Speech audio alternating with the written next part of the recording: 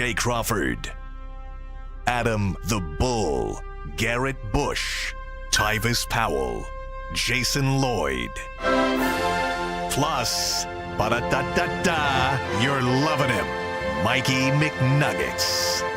And so many big names, it would take me hours to say all of their names. The ultimate Cleveland sports show starts now. Booyah! Welcome, everyone, to a Monday edition of the Ultimate Cleveland Sports Show, along with G. Bush, Tyvis Powell, Mikey McNuggets for 30 minutes, and then he goes gallivanting off to the Cavs.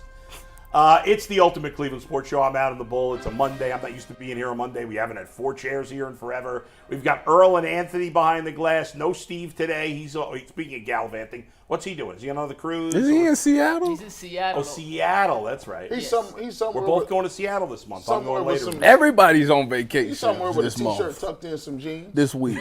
That's you funny. Cargo, like cargo jean shorts, maybe. Is he still wearing them same Skechers? Oh no, those boys is getting all the run. 40 minutes. Steve's the only one that's you know what? I don't He only think has one pair of shoes. There's no way he's got 2 pairs of sneakers. I don't think Steve would wear cargo shorts with them Skechers. Yes, he would. Oh yeah. And high white socks. Maybe I'm giving him too much credit. I don't. High white socks. Have you seen The Steve? only thing missing I've from never Steve asked is the Steve. pocket protector. The next time I take see that final the step. next week when I see Steve, I'm gonna ask him to roll his pants leg up. I need to know if he The got. high white socks? I gotta know if he wear high white socks. Hey, don't do this at work. Hey, roll your pants up real quick. This is a special workplace. We can do that. But see the I'm just happy to be here because I was sick. Yeah. I had a fever. I started not feeling great Thursday when I left the show, and then Thursday night I got a fever, and on Friday I was feeling terrible. And I said, Steve, you got to have a plan B for me on Monday. We don't have a plan And B. he's like, there's no plan B. Everybody else is either out of town. I'm like, I don't want to get everybody sick. You know there's I was like, hopefully I'll feel better. Plan B. Well, plan B, yeah, everything's that's legal now. But finally by yesterday morning, my fever broke, and I felt a little better yesterday, and I feel totally better today. But True story. Plan B was to do a 2-person show, it was good. which we did with Jay and Jason. You mean to tell me it would have been just me and G? Yeah. It would have been just you and G. Well, What a good show. if it were Friday or Saturday, it would have had to be because I could not have worked Friday or Saturday. But I knew by yesterday I was going to be okay. So There will always be a UCSS, by the way. If there is a show scheduled for that day. Now, holidays and stuff, if we don't have a show, we don't have a show. It is what it is. But there will never be a time where we say we're going to be on 11-1 and technology cooperates enough that we will not have somebody out here. Right. It could be Anthony for 2 hours by himself. Oh my God, But painful. No, that'd be great. Actually, I would. But we will have a show. You can mark my. We will have a show. One day the panel should be Anthony, Steve, Director Steve, and then like one of the other nerds that comes in here to do stuff. Like one of the IT guys? You're not a nerd, Anthony. I'm just saying, one of the other nerds. That's crazy. Like one of the. You mean like the IT guy? There's all kinds of guys that come in here.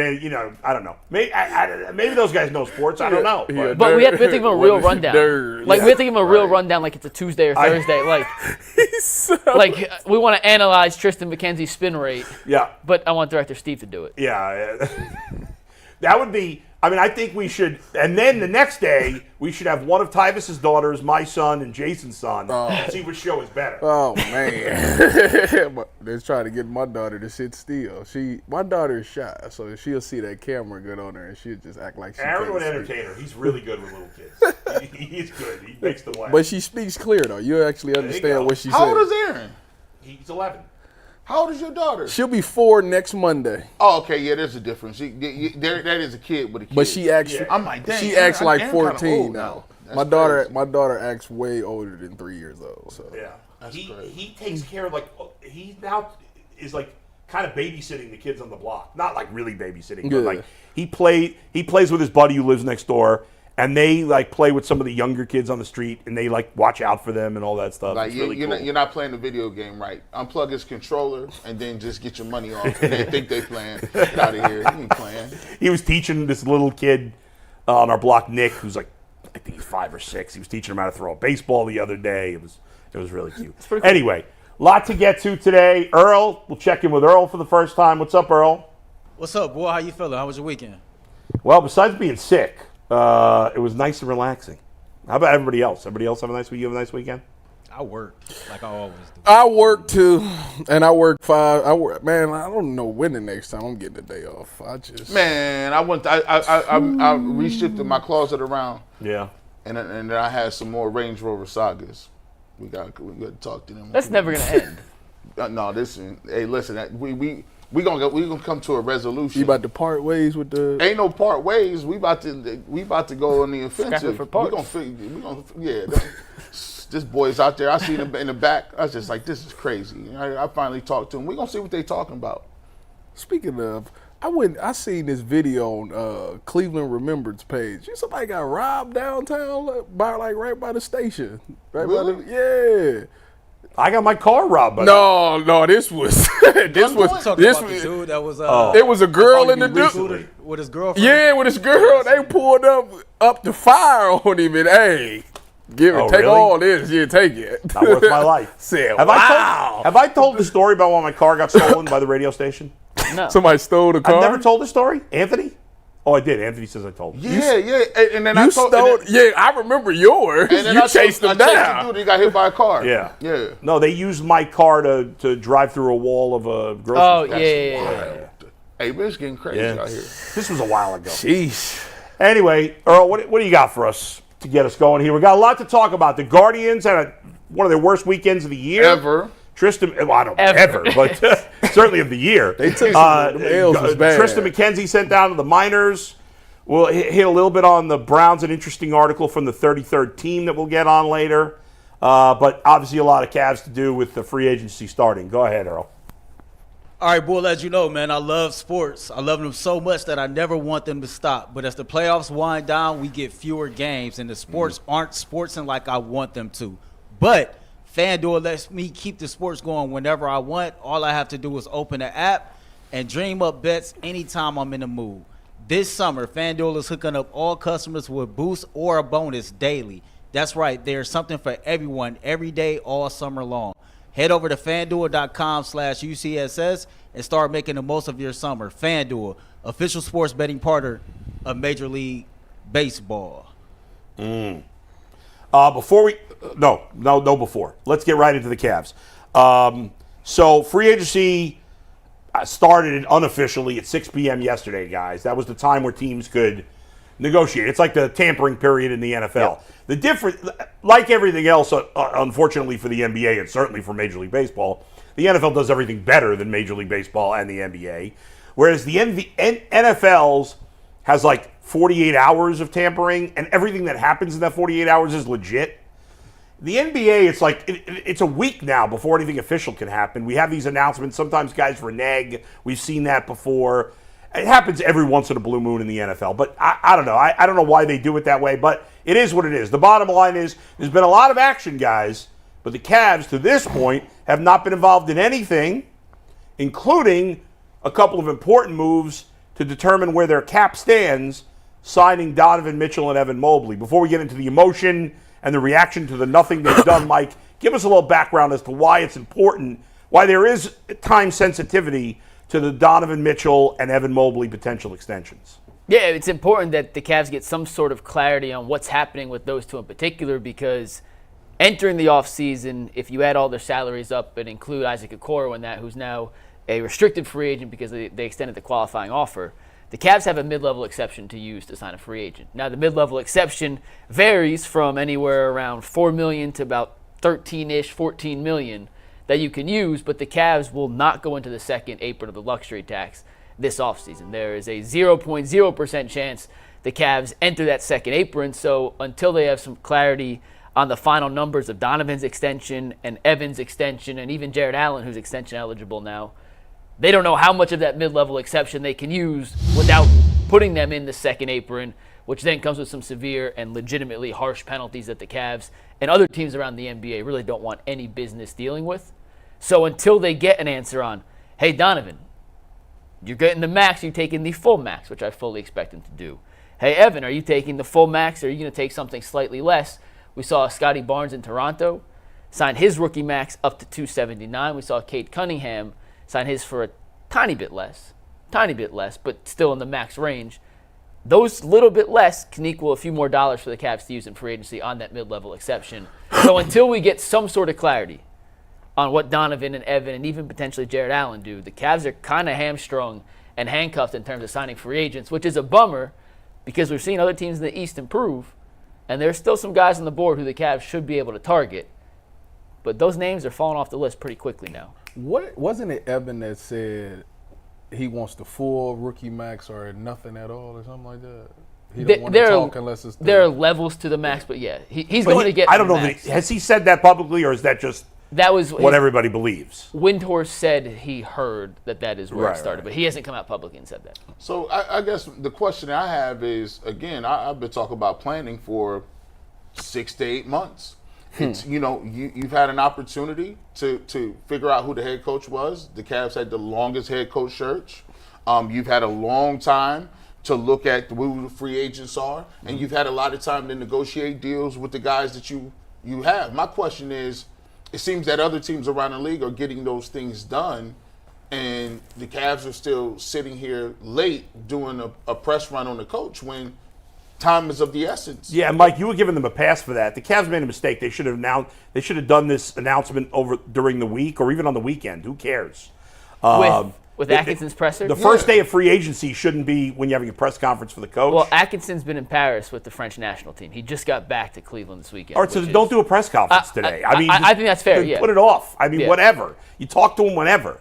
Like, what? I asked you before the show, we were all chatting on the phone, I said, are there any other players on any other teams in similar boats to Donovan Mitchell and Evan Mobley that have not signed their extensions that teams are expecting to sign, like the Cavs? And you said no. Well, Jalen Green in Houston is in the same situation that Mobley is. Yeah. The top 4 picks in that draft are 4 of the 5. Okay. Cade Cunningham, who signed his rookie max. Right. Yep. Barnes. Jalen Green, who's second, who has not signed yet. Okay. But who wants a max. But Houston's got a lot of cap space, don't they? Yes, but they have a bunch of guys they have to sign. So they're in a decision process. 3 Mobley hasn't signed, 4 Scotty Barnes has signed. So 2 of the top 4 picks in that Houston's draft. also not in win-now mode as a team. But neither is Toronto or Detroit. Okay. My point is that the Cavs are in win mode. Oh, no. Win-now mode, right? I see what you're saying. Yeah, you're right. And they can't afford to have holdups. Now, the reality is they're not going to be involved in any big-time free agents anyway. Yeah. But there's a list of, lower-tier free agents that the Cavs should be involved with, and they may lose their opportunity to be involved with some of those guys. They lost out on one this morning already, who we'll talk about in a sec. But I don't have a good answer to why Donovan and the Cavaliers have not come to some sort of agreement what is yet. happening? They were able to start this negotiation period legally speaking. I'm sure all season they've been talking, but from the legal, according to the NBA bylines and rule book, the day after the finals ended, Donovan and the Cavs could start talking on extension. Pascal Siakam in Indiana signed his $189 million extension, which is not the full max, but it's close, the day after the finals ended. Yeah. Within 24 hours of that open period, that happened. That was June 18th. It is now July 1st. Yeah. They were out in Los Angeles all weekend with Donovan at his elite high school camp. I don't really know what the negotiation is because I'm sure it's, Tyvus, you want the max?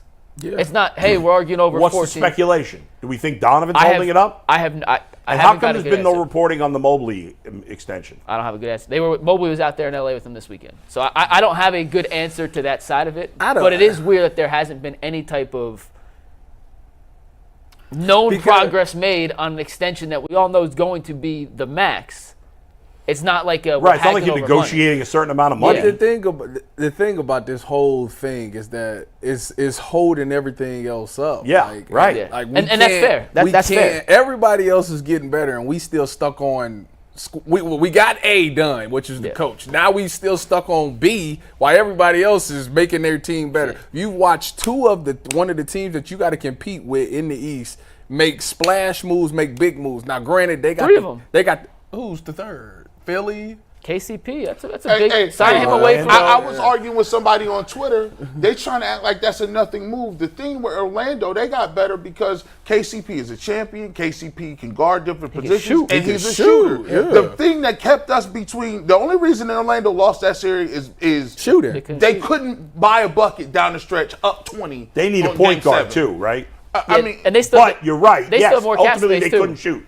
Banchero had no help in that series. Now, and they still pushed him to 7 games. We're going to talk about the big picture Cavs roster in a sec, but you mentioned, Ty, there are some guys on the board whenever the Cavs do decide to dip their toe in free agency who can improve this roster. Now, it's not going to be the same level of improvement as a Paul George or a Mikal Bridges or a KCP. The Cavs aren't shopping in that bin, but there are guys available unsigned at this moment at 11:15 on Monday morning who can help the Cavs, and I know we're going to talk about some of those guys who we think fit best with the Cavs' current roster. So, Bull, you want to let Tyvis go. Who'd you pick, Tyvis? Well, I had 2 out of the names that we had all to choose from. The 2 guys. You want to read the names real quick? Yeah, read the names. So I just picked it from Chris Fedor's article yesterday on potential targets. I think he did a pretty good job covering all the bases.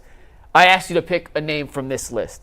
Buddy Hield, Malik Beasley, Gary Trent Jr., Nick Batum, Sadiq Bey, Kelly Oubre Jr., who has already signed and gone back to Philadelphia, Luke Kennard, Precious Achua, Dario Saric, and Jalen Smith. Smith was my pick. We made stats and a Canva for him this morning.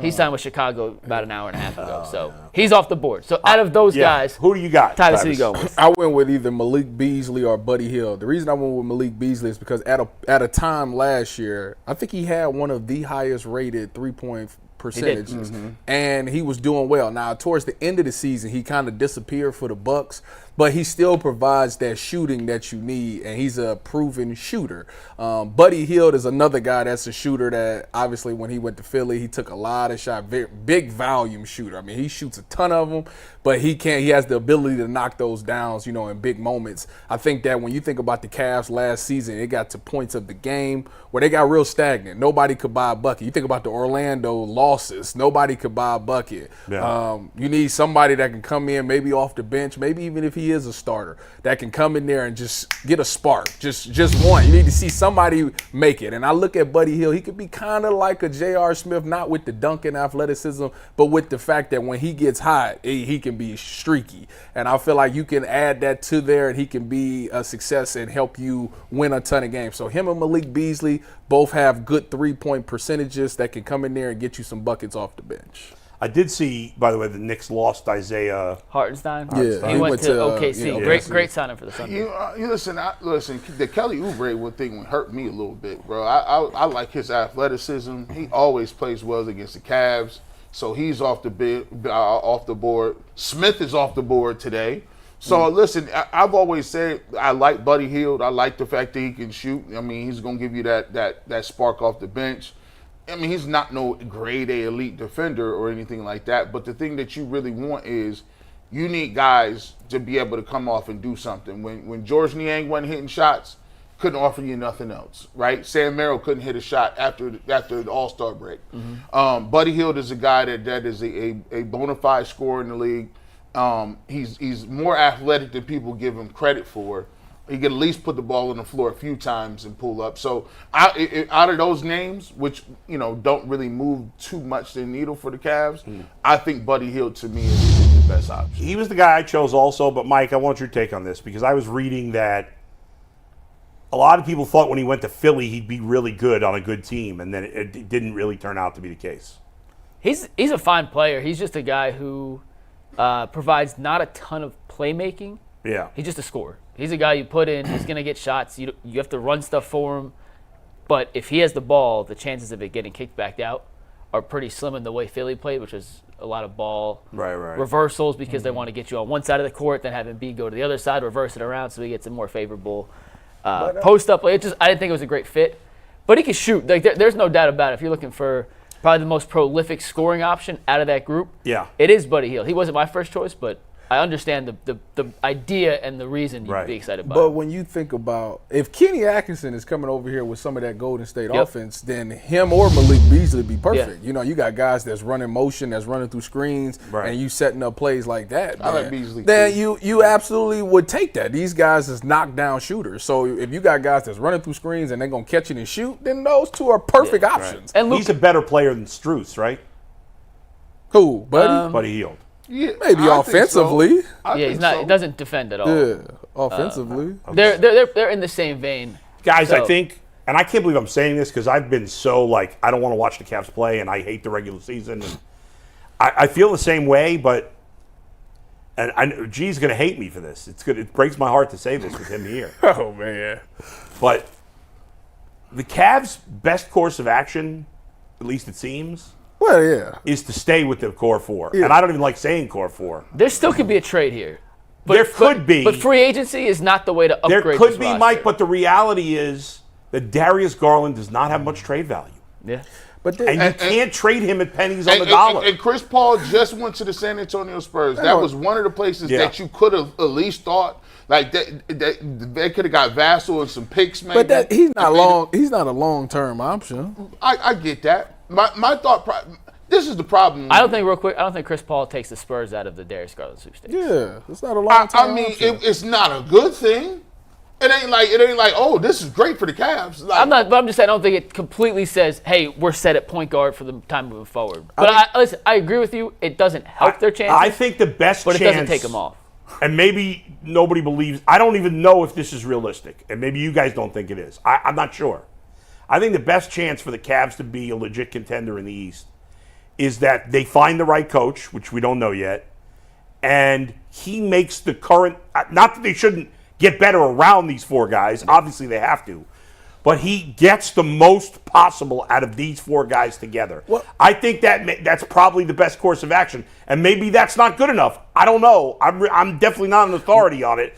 But if Kenny Atkinson and his staff can turn Evan Mobley into an all-star player, then maybe running it back, if you will, again, not whole roster, but with these four guys, is the best way to go. I don't see a better option. Obvious option. The problem with it all is that that's the only option left. That they came into this with that same mindset. You know, everybody talked about how we should blow it up, how we should switch the front court, how we should trade one of the backcourt players. But in their mind, they kept saying that they wanted to keep it together, and their actions showed that now they have no choice because it's getting thin out there. You have no choice but to run it back and hope that the coach does make a difference. Self-sabotage at its greatest. Well, that's what it is. See, y'all thought y'all was smart.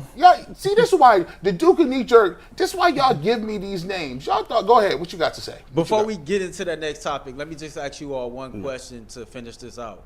Of the names that we've talked about, the free agents that seems to be linked to the Cleveland Cavaliers, does any of these guys move the needle for you all at all as far as roster improvement? No. It does not move the needle enough to surpass some of the other teams in the East that have made legitimate additions. But the one guy on the list that we didn't mention yet that I actually think does fit is Nick Batum, who is older and is by no means, he is not Paul George. He is not Mikal Bridges. He is not in that, I'm not trying to, however, he is a 6'9" guy who brings playoff experience and can shoot to put alongside either Mobley or Allen at the 5.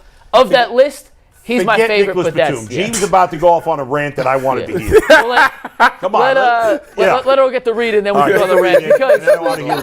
Because we got to set up the rant, though, with a certain quote. We got to set it up. He's about to go off here. It's 2:20 is the quote, by the way.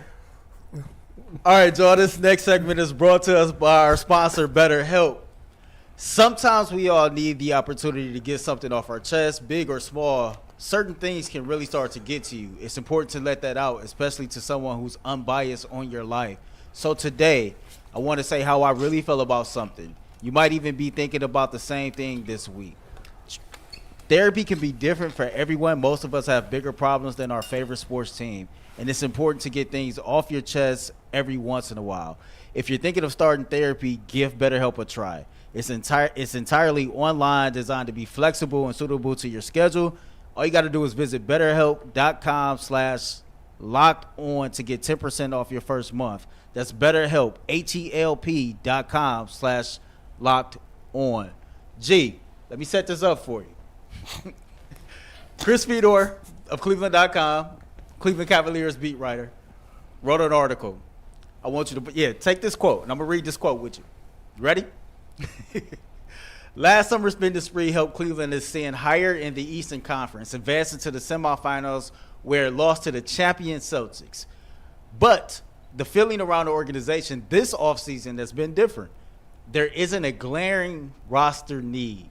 Their priority lies within their own. So, G, the question is, are you buying Fedor's claim that the Cavs don't have a glaring need on their roster? This is Fedor's quote or Kobe's quote? No, that is Chris Fedor, Okay. who wrote that in today's it was an article that came out yesterday. I gotta clear my mouth, like right here. Pause. Pause. Super pause. Wow. Ant with the zoom in too. That was dirty one from Let's Ant. get it off. Oh, God. First and foremost, I respect Chris Fedor. He's a longtime colleague, good dude. I respect his craft. But in this business, sometimes you got to call out what you got to call out. That's absolutely ridiculous. I don't understand how you could write that. If that's the way you feel about the situation, I got to question what's going on in the building then. Because you're selling me something. This has always been a self-fulfilling prophecy. They've never wanted to break up the core four. They never wanted to move from them. They didn't even want to fire J.B. Bickerstaff. We already know that. It took them 10 years and they were mulling over it. We might want to just run it all the way back. They had, from the start, sold us on, we'll change the coach, but then give us another few more years to handle the core four so we may be able to get better. Listen, this is ridiculous. And this is what happens when you don't have any true expectations. See, when LeBron James was here, he put you on notice. I'm only signing 1+1s and 1+2s. And Donovan Mitchell, if you watching, this the reason he ain't signed up for nothing. This the reason his name ain't on a dotted line right now. I wouldn't sign nothing longer than 3 years. You're going to get a 1+1 from me. Take it or leave it. Because I still have some leverage to put your coals and your feet to the fire when I see stupid things like this. In what universe can you say that everything in the building feels better this year? How? You just got gentlemen swept 4-1. Your top second best player, Darius Garland, was a no-show when your other two players, Jared Allen and Donovan Mitchell, were out. He showed you nothing to carry a team. You got a 6'3" dude, and Max Strus, who's been a predominant bench player. He's on the bench. Now he's a starter. He's a starter all of a sudden. You got 6'1", 6'1", 6'3", and you telling me that's not a high school backcourt. I can go to Canton McKinley, St. Vincent, St. Mary's and get me 2 6'6" dudes, and you can't find a wing. Now you tell me everything is ready to go, and we don't have a feeling that nothing needs to be changed. Well, guess what? I'm sorry, the rest of the league just keeps running circles around you, because guess what? Paul George is now playing with Philadelphia. Oh, and by the way, every time I hear people say about injuries in the core four, you can't use injuries and say, well, the injuries hit us, and what if we're healthy next year? Well, guess what? What if Joel Embiid is healthy next year? What if Giannis is healthy next year? What if Damian Lillard is healthy next year? What about Julius Randle? What if he's healthy? What about Porzingis didn't even play the whole series and you lost 4-1? You sitting up here trying to play me like I'm stupid. Like I got eyes. Like we didn't see you get smoked. And the Knicks, them dudes bullied you when they didn't have none of the new pieces. How you plan on scoring? They just go get Bridges and as Cavs fan, we can't hope. This is what we do too much of. We try to poke holes in the moves of other people while they getting better and to make ourselves feel better. It's like you trying to lose weight and you say, well, John over there, he lost 30 pounds, but he didn't lose it in the right areas though. How many pounds you lose, G. Bush? 4? That don't count. You talking about what the flaws for the Knicks is, and they getting better. You talking about Joel Embiid. You talking about all these other guys. The reality of this situation is there is no plan. There hasn't been a plan. You were late to the party on the coach. You were late to the party when it came to free agency. And by the way, why is it the fact, as we finish this up, why is our roster so bad and we still have no money? Like, what type of bread? Why are you strapped? Why are you strapped and have no bread with this roster, shouldn't you have something better to show for the money? Well, that's what happens when you give out rookie max contracts to guys that don't play like max players. And that's where the Cavs are looking at right now at Darius Garland. That's where they could be again if Evan Mobley doesn't continue to progress. Donovan has proven he's worth the max. Jared Allen's up for a $90 million extension, G. So that's another thing on the table. When he said there's no glaring need on the roster, though, that struck me because they're in the Eastern Conference right now. In the East alone, what do these players have in common? Jason Tatum, Jaylen Brown, Jimmy Butler, OG Anunoby, Mikal Bridges, Pascal Siakam, Paul George, Paolo Banchero, and I'm probably missing one or two. But is that not at minimum, and I might be missing some off the top of my head, at minimum 8 pretty damn good-sized wings who can play at an all-star level any given night? Yeah, and we can't guard none of them. And you're guarding no them. And they just drafted Jalen Tyson, who may develop that, but I'm not going to put that on a rookie. They have no one. In that realm of archetype of a player, Yeah. the Cavs have no one. And you look around the league, 3-and-D wings with size are the premium gold. That is what every team in the NBA is looking for and would die for. And we keep talking about these trades and, well, this player's not as good as this player, but positional value, they're not giving up those 3-and-D wings of that mold. How can you look at the roster and say we don't have a glaring need when you don't have the single biggest individual, most valuable commodity in basketball? Because they'll come back and tell you that Isaac Okoro did really well against those guys. He was unplayable in the playoffs. I'm just telling and now his Twitter got hacked. I'm just telling you what they're saying. Yeah. I say, yeah. That's what they'll say. Now, let me say, G, good rant, as always. Even with Earl and Mike starching your rant by interrupting us with a read and whatever the hell. We're just trying to get paid. Free agent. We're just trying to get paid. You guys should have waited till after his rant. He was ready to roll, and you kind of sabotaged him a little bit. Sorry, G. That's okay. But I think when you look Money makes the world go round. at the end of the day, yeah. out of the whole quote, I agree with you. That's the biggest glare. Yeah. But when he finished it with, it's not.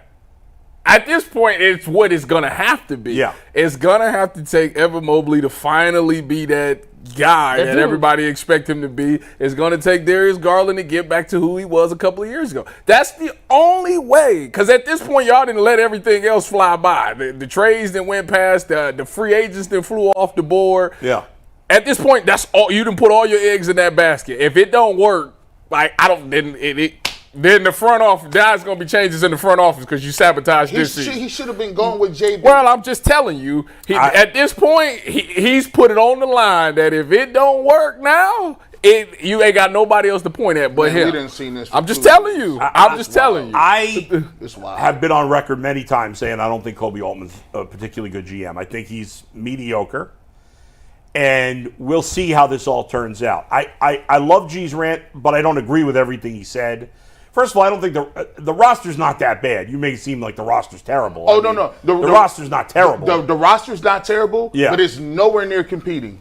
It's not competing. I don't know that it's. I don't think it's as far as we're making it seem. I really don't. I'm with you. And I think one thing Chris Fedor said, and I don't agree with Chris's comment as a whole, but the one thing he said at the end, I think he's right, and it makes sense. If the Cavs are going to make a bigger, and by the way, let's be fair about it. And JB had to go, and we could debate Kobe. I would have let him go, but we could debate that. The Cavs have gotten better every year. That's a fact. Yeah.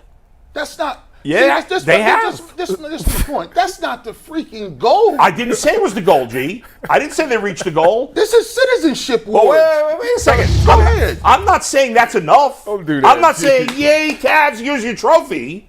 I'm just You did give out setting 10 it up. game balls last I'm year. saying they have gotten better. Are you more upset this year than you were last year? Yeah, I'm more upset this year because I see when you see something coming from a mile away and you setting it up, he telegraphing it. Well, maybe this core four can still get it. This has always been the plan. G, let me ask you something, all right? Don't you think 2, 3, 4 years ago, people doing a show like this in Boston were saying the same thing about the Celtics? No. Yeah, they You were. don't think so? Hold on. Jaylen Brown was in every trade rumor for every star ever. Hold on. Yeah. When you go back and you look with the Boston Celtics, my problem all the time with the Cavs is not having the resolve to make tough decisions. The Boston Celtics changed and made tough decisions every single year that they've had those two in the roster. Every year they didn't win, they moved somebody. They moved Marcus Smart. Brad Stevens went from the bench to the up in the front office. Okay. Every single year They fired Udoka. They fired Udoka. Well, no, they fired him. That had nothing to do. But they made that out there like that. Don't do that, Mike. He was inappropriate with women. They made the conscious decision to fire one of the best They had coaches. no choice. They could have kept. They could have kept. The reality of the situation is I can't believe them, boy. How did they mind? Hey, when you People get in trouble all the time and keep they their had jobs. Kimball Walker. I like that. Not when it comes to. They had Isaiah Thomas. They had Kimball Walker. They had Kyrie Irving. Have the they Cavs had not Gordon made Hayward. changes to the fringes of their roster? No. Well, These are major changes. Wait a minute. G's being G being a little unfair because he got to remember this simple fact. Yeah. It's the Celtics. People want to come play for Boston. Max Strus is the first big, quote unquote, big name that chose Cleveland. And hold on, and that's my problem. How is Max Strus a big name? Quote unquote. That's Tyvis's point. Yeah, quote unquote. Did you not catch that part? They ultimately won because of their two young superstars that they didn't mess with, who kept getting better and better. I would argue that they went and got Drew Holiday and Porzingis that changed their entire roster to now they're long and big. Porzingis didn't even play to the finals. Look, Porzingis is a mismatch waiting to happen, and he balled the entire season. The reality of the situation is they go out, when people say, what about Porzingis here? Oh, we don't want Porzingis. He's injured. But all these other teams is going out making these moves. But the Cavs already have a third and fourth player that were better than what the Celtics had before this year. If you go look at the roster. I mean, I think you could argue no. Wait a minute. Except for Kyrie, but Kyrie they had to trade. But this man, you act like it's just some Drew Holiday sitting out there. Here's the problem. How are they supposed to get a Porzingis? White, what did they do with White? That was a development piece, right? Okay, so they develop him. He's a monster. They go out and they're able to find deals. That's your job as a GM. Find smart deals. Well, but the free agency. But here's the thing: this offseason just started, and there's still time to do stuff. Hey, that's my point, Bull. The Donovan Mitchell trade was late in the offseason, by the way. And the Cavs' best the Jared Allen trade was late in the offseason too. As much as I've been saying for 6 months, trade Darius. But the reality is, if I'm using the best path for the Cavs to be as good as they want is to get Darius back to the player he was, and to turn Evan Mobley into the superstar that they believed he can be. And if he can't be that, then they're never going to be that good. But that's the only hope. G, can I agree with you for a second? Go ahead. Did you just ask a question? Can I agree with you? Yeah, well, no, because I want to chime in because I agree with. I was on Team Bull here until the last thing you said because there's a ceiling in my opinion on the current core four. They can get better, but I don't think their best version of whatever that core four together is not on the same level as the Boston or what. Why on not? Paper. Donovan Mitchell's not as good, if not better than either of those guys. Who on the roster? If you got this is what always gets me with the whole stay pat McNuggets, and I'm gonna let you get right in here. The stay pat argument is ridiculous. The guys that they're going against are like 12 years old. Jason Tatum and Jaylen Brown aren't like 4 years old. They're not 100. They are in their prime, and they're not going anywhere. So what's a move you wanted to make that would make them better? I'll get to that, G, because real quick. Yeah. I agree with you in premise that you can't just make trades to make trades. Yeah. I 100%. We did all the trade scenarios last year. All those trades were awful. They were for pieces. And that's my point. For pieces, you can't break it up. Yeah. However, I do think there is a legitimate cap, and you look around the entire NBA, and Boston's the complete opposite of that, where they played 5 3-point shooters, and having all the spacing on the floor opens everything for what Atkinson wants to do and what modern-day offense in the NBA wants to do. There are ways, and I'm going to ask Kenny Atkinson this today, how do you get 2 bigs to help space the floor? You can get creative, but you still have 2 non-shooting bigs, and obviously he's going to want to turn one into Mike, it. I'm saying if they could make Mobley that player, then he wouldn't be 2 non-shooting Or bigs. Allen, yes, and I get that. Yeah. My point is, if you go in and you look at, okay, we have a chance to develop Mobley from a guy who shot 37% on like 1.2 attempts this year to a legit 3-point shooter, and we could trust that, fine. If we could turn Jared Allen, who's never been a shooter. Ever. Who Maybe Atkinson They looks don't at need him. Jared Allen to do that. Well, you need one of them to. It doesn't have to be Mobley. I'm saying, well, of course it has to be Mobley. It's not it going to be doesn't- Allen. Allen's way younger and has taken more threes than Brook Lopez ever did when he got to Kenny Atkinson. all right, Kenny then maybe it could be. So Let's go. it could be either. My point is, when I look at this roster, there is a legitimate hard ceiling on 2 non-shooting bigs. There's just not enough space to But compete. they don't have to be 2 non-shooting bigs, Mike. That's what I'm saying. Oh, so we gonna. So if you're gonna bet your entire future on Goes one of back them to the over number, last quote of Chris Fedor's article. it lies there. It's in the My inside point of is, them. there is still moves to be made, theoretically speaking, from the Cavs standpoint. I don't think it's Garland. I think it's Allen. And this whole Ingram-Allen, there's a potential 3-part deal now working. Mike, that could still happen. But there is a cap on 2 non-shooting bigs. And if you expect agreed. in one offseason I'm not for one of these guys to go from an It absolute doesn't happen. non-shooter. It took a decade for the Well, they don't have a Celtics to decade win. right now, is my point. Well, you can't do it. Doesn't happen overnight. Who wins overnight in the NBA? We're not asking to win That's my overnight. point, Bull. Yeah. Well, you just said I said they've gotten better every year, which is true. They have, yes. And I've been just as critical as you have most of the time. Yes. I've crapped on them a lot. Ain't it a shame when you flip? You see But yourself flipping. I'm like, trading Garland makes no sense. I'm not trading Garland. It makes no sense the more I think about it. His contract's too big of a contract. The and you're only guy you getting can trade pieces is Allen. And if they trade Allen the right deal, I'm fine. I'm not saying you can't trade Allen. Okay, that's, I'm not saying. Okay, I'm not I saying thought you don't were trade him at all costs. Okay, Well, we're your good. start- We're your good then. Trading him just to trade him and switch it up doesn't We're on the make same. sense. I thought you were saying nothing makes them better. You have to run it back. No. If you're saying him in the right deal, you still should No, balance. Okay. I say trading Garland doesn't make You can't sense. trade with Allen. He doesn't have You enough can trade trade Allen. value. No, you can't, because Donovan said you can't trade him. Donovan's not signed yet. Donovan hasn't said. You Donovan trade wants to win. for the right deal. Obviously not, because he want to keep Allen. This is. Obviously not. Tyvus, what he says publicly doesn't always. I'm just here. You see what I'm saying, G? When the Cavs played the Knicks 2 years ago, how many games did they win?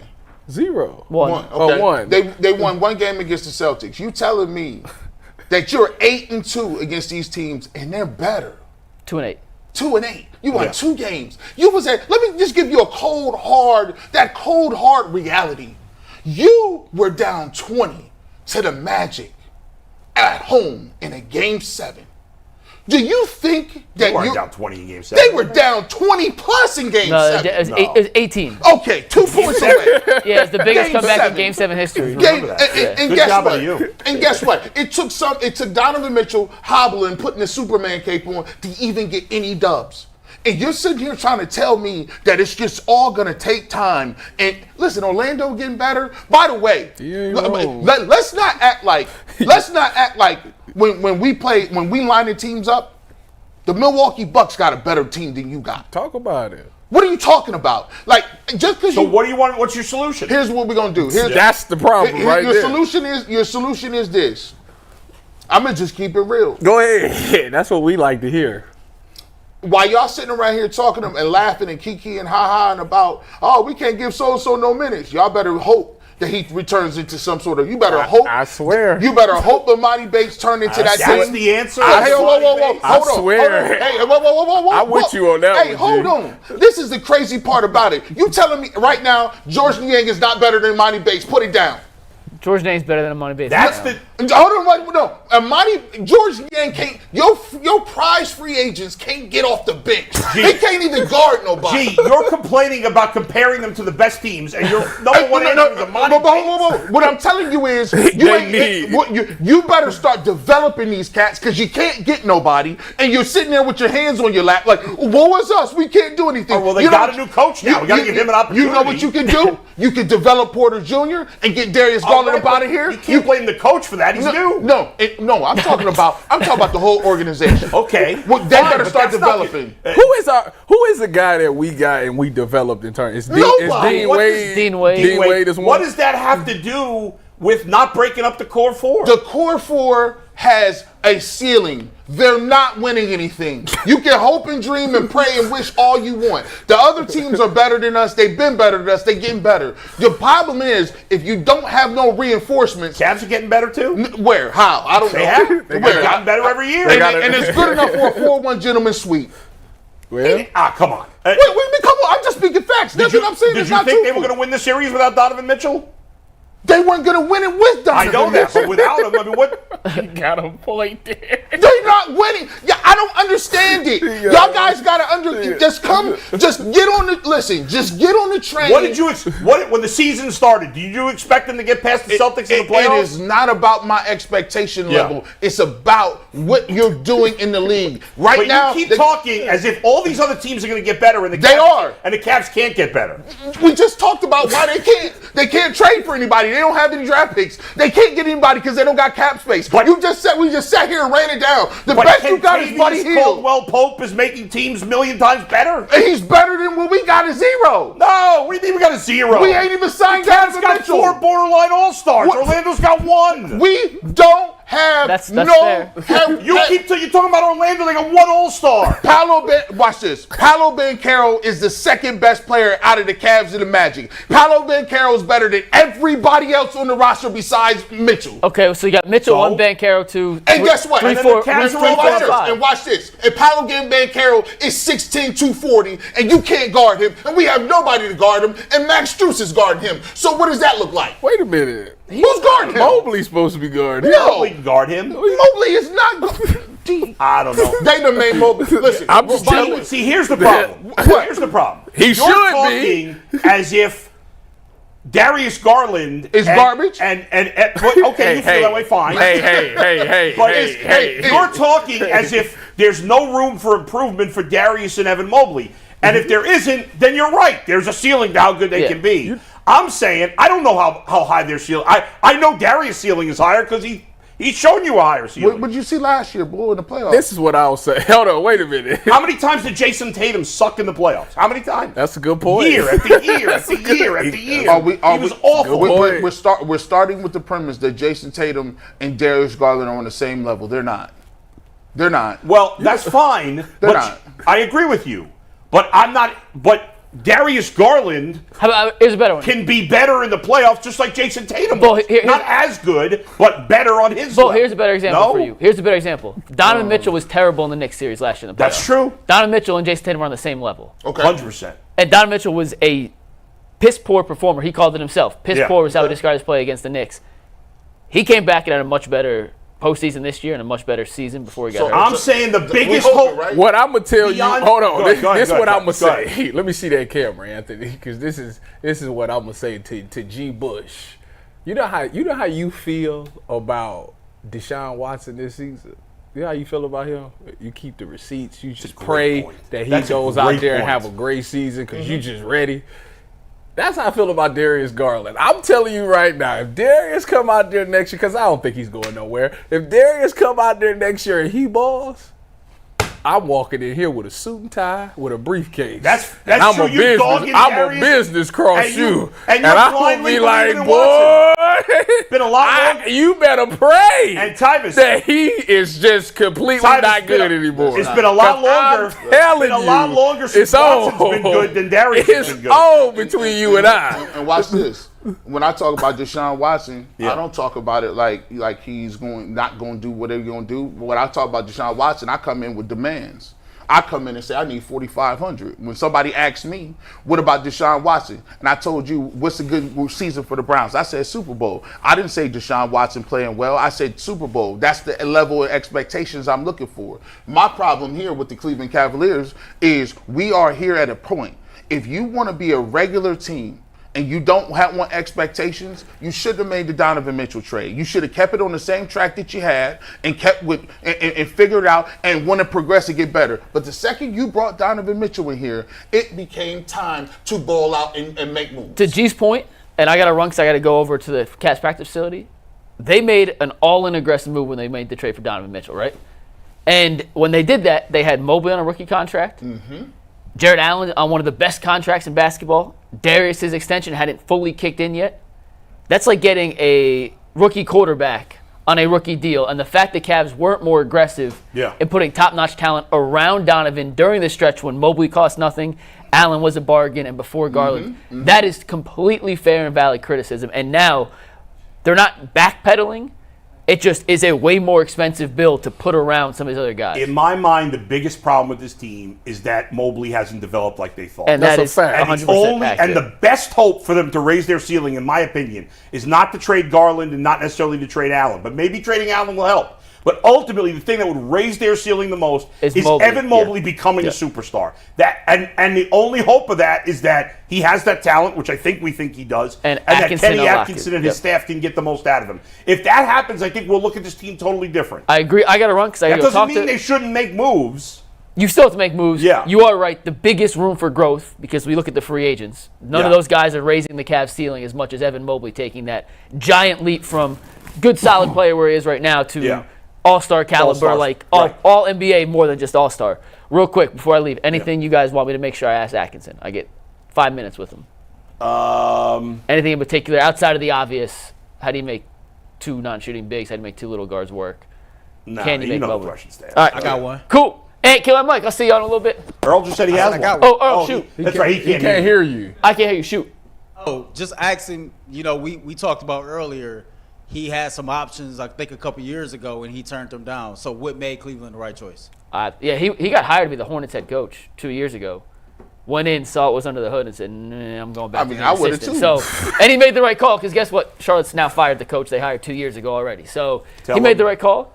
Tell him we And, can school him up on where to go for pizza. He's from Long Island originally. My dad worked with his brother for 20 years. I Oh, found out really? this morning. That's My dad funny. never told me for 20 years. So All right, get outta here. We're going to go. I'll see y'all later. See you later. Peace. And Let's send it to Earl, and then we'll switch gears to the Guardians. All right, boy, like I told you earlier this morning, man, I love sports. I love them so much. I never want them to stop. But as the playoffs wind down, we get fewer games, and the sports aren't sportsing like I want them to. FanDuel lets me keep the sports going whenever I want. All I have to do is open the app and dream up bets anytime I'm in the mood. This summer, FanDuel is hooking up all customers with a boost or bonus daily. There's something for everyone every day all summer long. Head over to FanDuel.com/UCSS and start making the most of your summer. FanDuel, official sports betting partner of Major League Baseball. Bull, Speaking of which, Guardians lost 3 or 4 to Kansas City. Triston McKenzie was optioned down to AAA, but the Guardians are getting Gavin Williams back.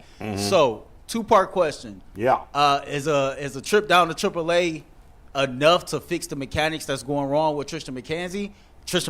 And then with Gavin Williams being called up, what are you expecting from him in his first few starts? Okay, good questions. Real quick, I just want to say the Ultimate Cleveland Guardian show is going to be on tomorrow. We didn't do it this morning. We'll be doing it tomorrow. And we have a big announcement on tomorrow's show about the Ultimate Cleveland Guardian show. So, guys, well, first of all, I'll answer your questions and then we'll get to the weekend, too. I don't know if going down to AAA, I wish I had a good answer. If Triston McKenzie going down to AAA is going to fix him. My initial guess is probably not, but it's easy to assume that there's an injury factor as to why he's not pitching well. We saw him a few years ago look like a superstar. I've always been concerned about Triston McKenzie because of the way he's built. His frame. I never it always makes me nervous when you have a pitcher built like a string bean.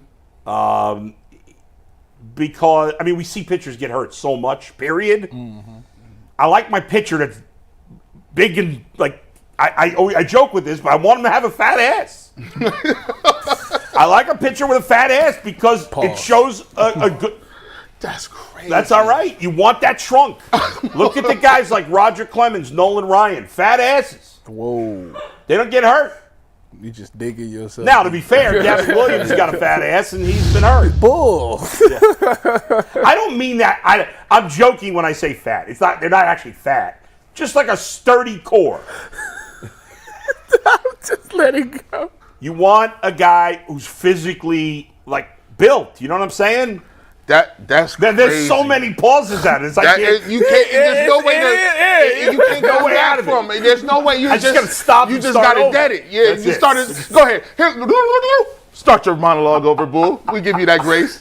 So, the Guardians keep saying there's no injury with McKenzie, that it's not the surgery he didn't have last year. His velocity is up, and when a velocity is up, it makes you think, oh, a guy's healthy. He's throwing harder than he has before. His last 3 starts, he's thrown the hardest he has. His fastball average velocity has been higher. Could he be overthrowing? I think that's entirely possible. I think he is. So when you see a great pitcher, or not, I shouldn't even say a great pitcher. When you see a pitcher who throws hard, and then he goes to the bullpen, he'll often throw harder in the bullpen, right? Believe it or not, when Aroldis Chapman first came to the big leagues, they wanted him to be a starting pitcher. Can you imagine him as a starting pitcher? And back in the day, Mariano Rivera, he was a starter when he went through the Yankees minor league system. Most great pitchers were start. Now there's more specialization, but it used to be everybody was a starter, and then guys that weren't as good, they would move to the bullpen. Nowadays, if you have but if you see a pitcher go to the pen, even now, even when everybody's throwing hard, you see a guy who averages 93, 94, he'll go to the pen, he's averaging 96, 97. You're like, why? Well, because he knows he's only got to throw 15, 20, maybe 25 pitches as opposed to 60, 70, 80, 90. Well, he can go all out on every pitch. Yeah. Triston McKenzie, I think that could be an issue. His velocity was down earlier in the season. He dealt with rehab all last year for this injury that a lot of people would have had the ligament replaced. He decided not to do it. There have been pitchers that have come back without having the surgery. Not many successfully, but there have been a couple. And maybe he's trying to butch up, if you will, a little bit and put a little more, throw it like he's throwing 12 pitches. Right. Well, sometimes when you do that, everything comes straight. You can't, if you're overthrowing, then your mechanics come off. And if your mechanics are off, then you're throwing differently every time, which could lead to other injuries. And it also leads to your fastball being straight. And he doesn't, first of all, no matter who the pitcher is, no matter how hard you throw, even if it's Emmanuel Clase who's been throwing 102 lately, if you throw a fastball straight, the best hitters are going to hit it. No matter how hard you throw, guys will catch up with it if there's no movement to it at all. And he's never been a command type guy. He's always been kind of a high walk guy. Yeah, but he has no command whatsoever on the fastball. Everything's right down the middle. And you can't survive that way. Okay, do you think that sending him down to the minors would be the best option, or you think he, at this point where he's headed now, that he's going to become more of a bullpen guy? Would you have for his career? Yeah, would you have moved him to the bullpen, or would you move him down? That's an interesting fact, Tyvis. I'm glad you brought that up because fact. just 2 weeks ago on the Ultimate Cleveland Guardian show, I suggested they move him to the bullpen, so I'm glad you brought that up. But I like that they sent him to the minors because if I were them, if he's not hurt, and they're saying he's not, so I mean, they often are shady with injuries, but as far as I know, he's healthy.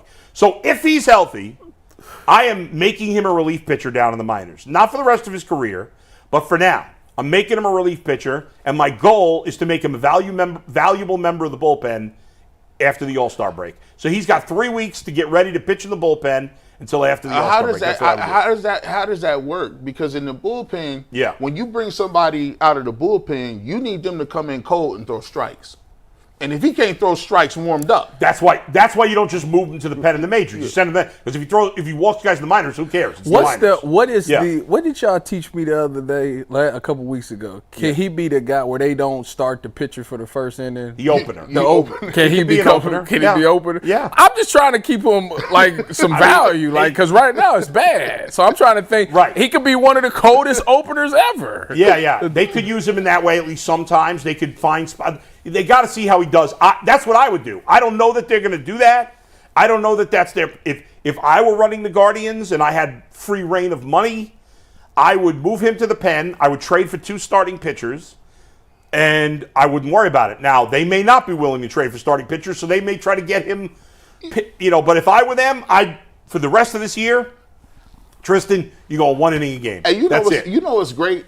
I love baseball because none of the moves that they talk about in baseball are as contentious as basketball moves. Like, heck, they need to steal that conversation for Darius Garland. We're not going to start you. We're going to keep you as an opener. They're like, what does that mean? You're going to play the first minute. Then you're going to come chill by me. Yeah. And you know what I'm saying? Like, it's crazy. Baseball got them little nuances of words. Yeah. Hey, we're going to send you down to the minors, give you a couple rehab starts. Hey, Darius, we're going to send you down to the G League and get you some money over there with the money base. Like, what? That's right. This is not it. Get his confidence back. In terms of Gavin Williams, it's good that he's back. I don't know why they didn't. He's not pitching till Wednesday. I don't know why they didn't call up somebody else for a couple of days till Gavin Williams is pitching. They're kind of wasting a roster spot, but whatever. I guess it doesn't matter. We're now 4 weeks from the trade deadline in baseball. 4 weeks, I think 29 days. But and the question is, will the front office have the ability to add to the roster? And they better.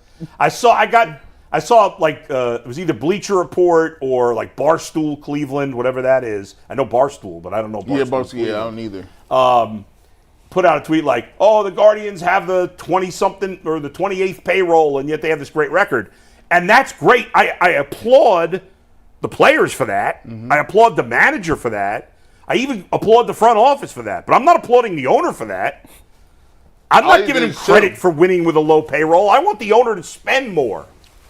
And I don't like when people, like some of our local media members, get excited about that. No, we should be condemning the owner because I don't get excited that they're winning with a low payroll. I think about, man, if the Guardians had not a Yankees payroll, if the Guardians had the Brewers payroll or the Cardinals payroll, how good would they be then? They're already the second best team in baseball, even with a bad weekend. They already have the best record in the American League, even with the bad weekend. How good could they be if the payroll was $40 million higher? Have you ever asked yourself, Tyvis, why is it that most fans usually side with, like, the ownership? Like, if the owner don't spend no money, why is it that they put the Superman Captain Kirk save the owner mode on and just be like, yeah, but look how much we're doing. We're not spending no money at all.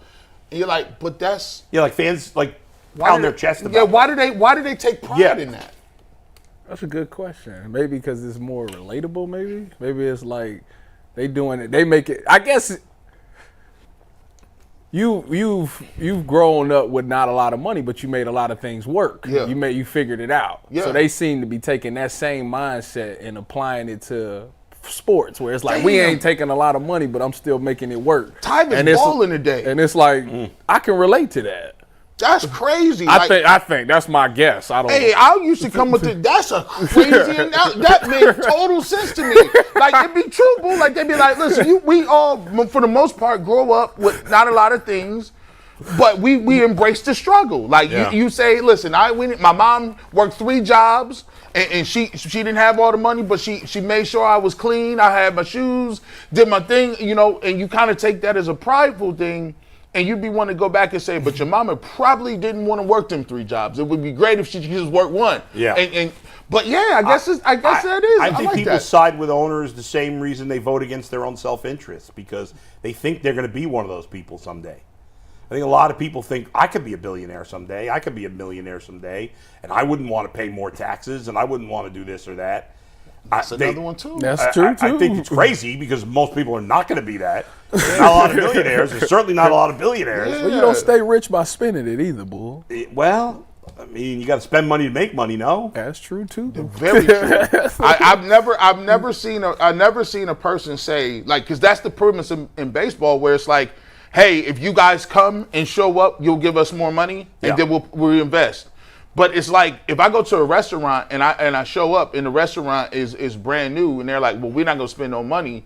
I'm like, well, listen, your steak was horrible because you didn't invest in good meat. Right. I don't like your steak. So now I'm never coming back. Right, exactly. But if you had great steaks, I'd come back and give you more money. And attendance, by the way, has been great. Attendance is really picking up. There's a sellout against the White Sox this week. Yeah, it's crazy. Against the White Sox? Are they at home for their next series? Yeah.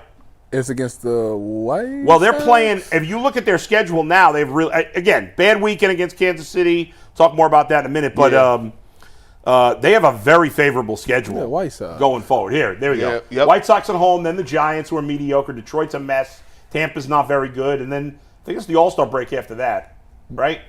So did it change your mind in terms of where the Central is with Kansas City winning 3 out of 4? Did it change your mind about them? Like, do you feel about like Kansas City? Yeah. Like, do you think they're more resilient? Because I thought they was going to fall out. What is it, 6 games now we up? I thought they was going to be out of here. I've liked Kansas City all season. They were playing poorly. Kudos to them for winning the series. It was a bad weekend for the Guardians, but the Guardians still have a 6-game lead on Minnesota and 7 on Kansas City. You can't win every series. They've been playing so great. But it highlighted some concerns that I've had about this team, and that's the starting pitching and the depth of the lineup. Yeah. Those issues are still there. And what I'm most worried about with the starting pitching, because ultimately I need their starting pitching to be better for the playoffs as opposed to right now. But the longer you go where you have only 2 starters, Bybee and Lively, and you've gotten very lucky with Lively, that can consistently go even 5 innings, let alone more than that, the more your bullpen is going to get overworked. The Guardians' bullpen is so much better than any other bullpen in baseball. It's ridiculous. The numbers are crazy. Their bullpen team ERA is like 2.60. That's unheard of. I think the next best is like a run worse. It's crazy. It's like the Guardians' bullpen is here, and then the next 5 good bullpens are here. How many innings is a starting pitcher supposed to pitch in the playoffs? Well, it depends. Back in the day, I won 7. I won 7, dog. 60 years ago, 9. And if they went 10 innings, 10. 30 years ago, I would have said 7 or 8. Now, if you can get 5 good innings, I love it. I can't tell you the last time I seen a pitcher in the 8th inning. Like, you see 8th inning, you're like, okay, does he have a no-hitter? I think that's the only way he's going to be. Well, they take him out anyway half the time. Yeah, like, it's... Well, I look at it like this, for the Guardians, the only thing in the back of my head that I keep thinking about is they are going to get to the playoffs, and they don't have enough batting. They don't have enough power to overcome their starting pitchers. Like, I think that the Guardians... Well, they have more than they did a couple of years ago when they lost to the Yankees. So what I'm saying is, I feel like the Guardians can lose games in the playoffs 8-7. 7-5. You like, that's a lot of run support. Right. Guys hit 2 home runs. People on base, they could get 9 or 10 hits and still lose the game because the starting pitching is not where it needs to be.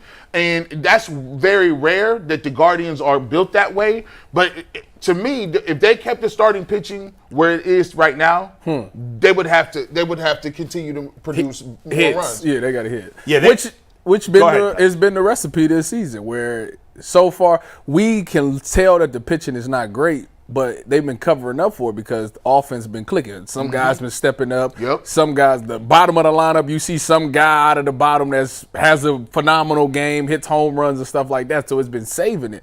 But when you think about playoff baseball, it's just not a lot of runs. It's 2-0, 1 home run. That could be the only score of the game. So you got to be able to do something. And when you think about the pitching, when you think about Allen, Cookie, and McKenzie, it's like these dudes be out there just lobbing it up and boom, it gets smacked out. That'll be the game. Yeah. I'm trying to find. I was trying to look up quickly who's leading the league in like innings pitched per game. So the most innings pitched is actually Seth Lugo with the Royals, who pitched against the Guardians yesterday. And he is averaging, 116 divided by 18. He's averaging about 6.5 innings per game. And he's leading the league in innings pitched. Wow. At 6.5 innings per game. So everybody's giving you 5. The best pitchers are giving you 6. Man. The best pitchers are giving you 6. A couple of good starters have made, I would say 6 to 6.5 right now on average. When Lively pitched, did he go 6 innings? I think his last start he did. I mean, he's been pretty good. I know Tanner's done it twice. I'll give you the guard. So Ben Lively, let's see. Did he pitch out of the pen? No, I think he's been pitching. Let me see. Ben Lively so far this year. I can't remember if he pitched out of the pen at all this year. No, he didn't. He's made 13 starts for the Guardians, and he's pitched 71 innings. So 13, 26, 39, 52.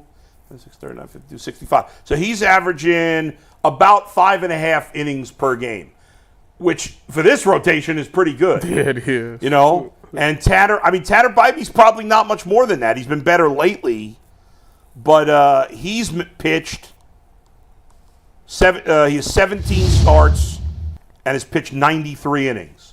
So 34, 51, 68, 85. Yeah, about the same, about 5. So Bybee and Lively are leading the team, averaging about 5.5 innings per start. The other guys are probably averaging 4 or less. Maybe Carrasco's averaging a little more, but he's not that effective. Logan Allen's been terrible. So they're going to, you can't keep running out guys who are pitching you 3-4 innings and getting knocked out of the game. All right, so this may be a very dumb. I mean, it may be stupid to say, and I don't know if people have done it, but what if they just flip it? Like, what if you start a guy and you go with 2 starters? Be like, look, I'm doubling up on what I'm doing. You gonna pitch 3 innings. The next dude coming in pitching 3. Well, it's not dumb. Teams do that sometimes. If they do that more with a young starter who they don't want to throw too many innings. Yeah, and so they'll have. The problem is they don't have the guys to do it. For so many years, that's been their strength, is this great depth of starting pitching. They just don't have anybody that's any good, and that's why they got to go from outside the organization. When I brought up this thing about the payroll yesterday, it wasn't to kill the ownership yesterday. I've been critical of them not spending money. Guardians ownership does a lot of good things. They hire good people. We know that. They don't meddle. They give them. They're patient with them, and for the most part, it's paid off because the Guardians have had good managers and they've had good front office the entire time you and I have been doing media here. Yeah. Right. But this year, especially this year, the front office the ownership has to be in with spending money. And if they don't, I'll kill them. I didn't want to kill them yesterday because nobody's made any big trades yet in baseball. No. But if they don't do anything in the next 4 weeks, I will kill them for that. I want to give them a chance to do so. But I brought that up yesterday because it's imperative. I think this team can win a World Series if they add some starting pitching. I really believe that. I'm not saying they're the favorites. They're not.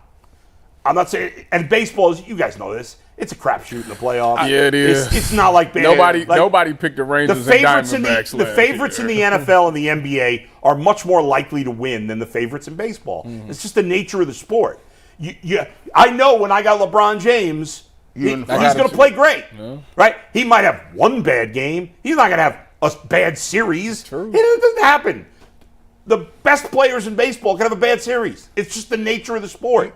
There's more failure in baseball, and so even the best players are going to fail more often than in the other sports. I have an interesting theory. My theory is if they so cognizant of the money. I think that would be counterproductive if the Guardians really won the World Series. I don't think they would ever.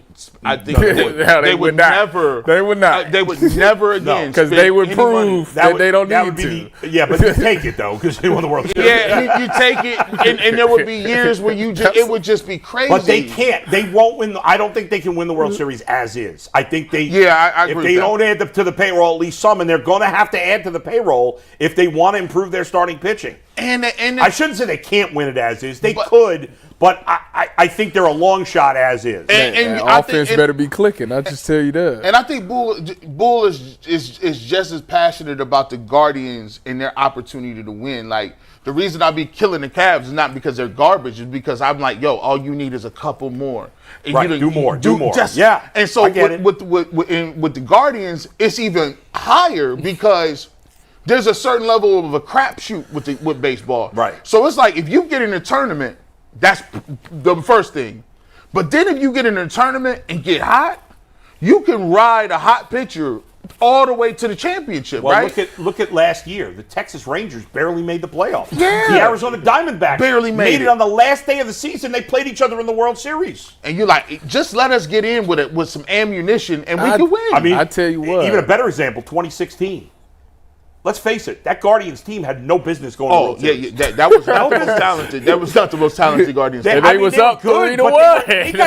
Their pitching staff was devastated. It was up 3-1 too. And their team in 2017 was way better. Yeah.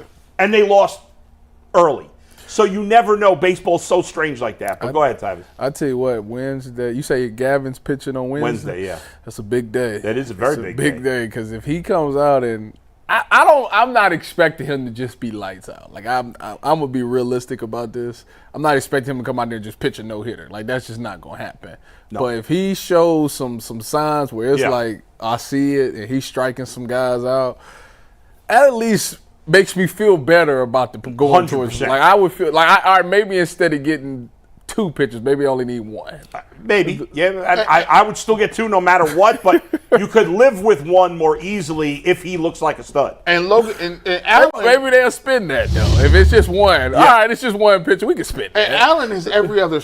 Allen got games where it's like, okay, Yeah. I love it, but he's like a wild card. So it's like I can see where they like, listen, we can win, like, because by the way, you're gonna shorten the rotation anyway in the playoffs to start with.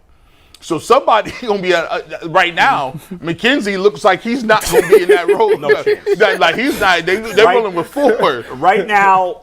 See, the hope is that you have Bybee and Williams, and if you have to, that Lively's your 4th starter. Now he's pitched way better than that. Yeah. But in a perfect world, he's your 4th starter in the playoffs. Yeah. So you at least need to get a 3rd if Gavin Williams is good. I'd still get 2 more no matter what. But if Gavin Williams is good, okay, I'll live with 1. But get like 1 legitimate number 2, number 3 type starter, and then get another guy who can eat some innings. Even if it's for the regular season, a guy who can go out there, you can throw 7 innings, you give up 3 runs, like a better version of what Carrasco. Like Carrasco's giving him some innings. Hey, where Contra at? Where's Contra He at? hit the Rockies, tearing it up. Although it's funny, his last start, he had a shutout going into the 4th inning, and then he got smoked in 2 straight innings. But overall, he's pitched very well. I'm about to say he's been good with He's the pitched Rockies great. this year. Really great for the Rockies. Where's the dude that where Somali? happened to him? No, the guy in the bullpen. He just been hurt the whole year. I'm drawing a blank. What is Karinchak? it? Yes. Yeah, Where he's been hurt the whole year. Where the heck he been at? He's hurt. I'm like, man. He's a lunatic. But Yeah, he's also crazy, hurt. but yeah, he hurt. Earl, what do you got? All right, before we move on to our next topic, I just Yeah. want to let you all know that our next segment is brought to us by our sponsor at BetterHelp. Sometimes we all need the opportunity to get something off our chest, big or small. Certain things can really start to get to you. It's important to let that out, especially to someone who's unbiased in your life. So today I want to say how I really feel about something. You might even be thinking about the same thing this week. Therapy can be different for everyone. Most of us have bigger problems than our favorite sports team, and it's important to get things off your chest every once in a while. If you're thinking of starting therapy, give BetterHelp a try. It's entirely online, designated to be flexible and suitable to your schedule. Visit BetterHelp.com/lockedon to get 10% off your first months. That's BetterHelp, HELP.com/lockedon. All right, so Jhonkensy Noel, who was struggling with his name the other day? Oh, Mike. Jhonkensy. Jhonkensy. That's what he kept calling. Jhonkensy. Jhonkensy. Somebody said to me, who said this the other day, that if the Guardians decide to send him down, they should send him to the Browns instead to play defensive line. Yeah, he's kind of big. boy. Hey, he's a big dude. But he's swinging and missing. Yeah. So he is. My early impression of him is he's Franmil Reyes. Right. When he gets a hold of it, it's going to go. Yeah. He hits the ball a long way, but he swings at some terrible pitches. Yeah. When he came up the other day, I think it was in his debut, when he came up with an opportunity to like tie the game, boy, he swung at some pitches. I was like, you couldn't. That was a predetermined swing. Well, last night, I don't know how many people were watching I'm it. swinging no matter what he At the throws. end of the game last night, they were down 6-2 in the ninth. Yeah. Because in the ninth, he swung at 2 pitches in a row that bounced. And by the way, he swung at a pitch. I can't remember if this was in the ninth or earlier. Jhonkensy swung at a pitch that bounced. Then it hit his bat for a foul ball and went into the crowd. When you got somebody, After it bounced in front of the plate. I said, bro, you so far out in front. That gotta be predetermined. Like, oh, listen, he throw this next one. Yeah.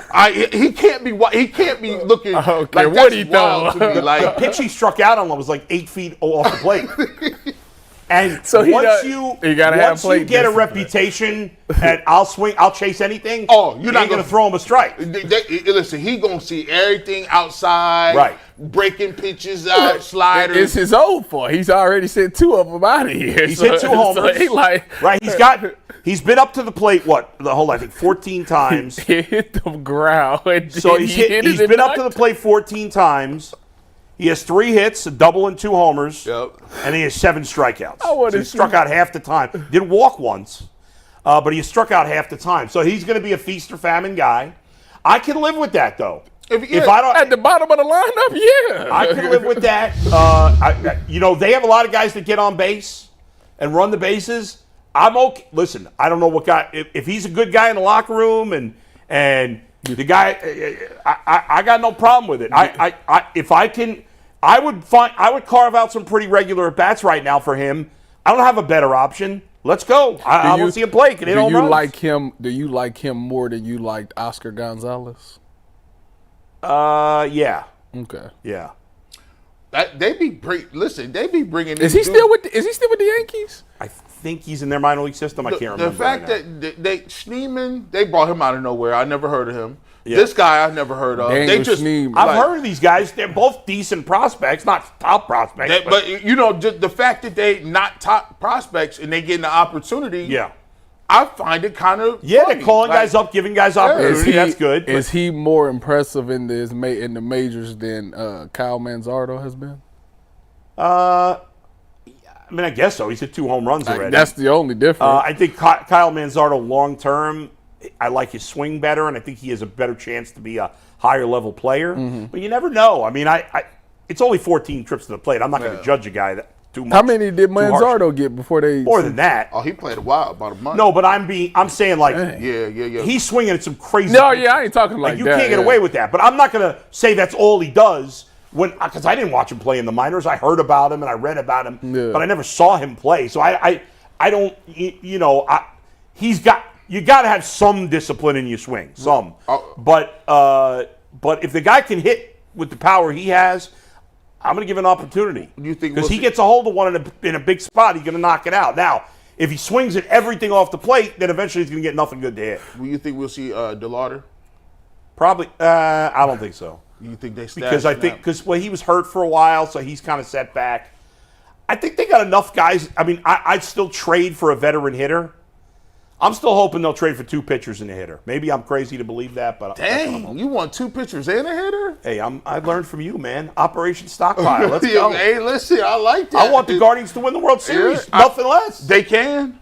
I'm all in, baby. I want to see a Cubs suck. Let's see a Cubs-Guardians trade. Get Cody Bellinger. Get Jameson Taillon. Let's go. You know what I realized, and this is crazy. Yeah. It hit me about a week ago.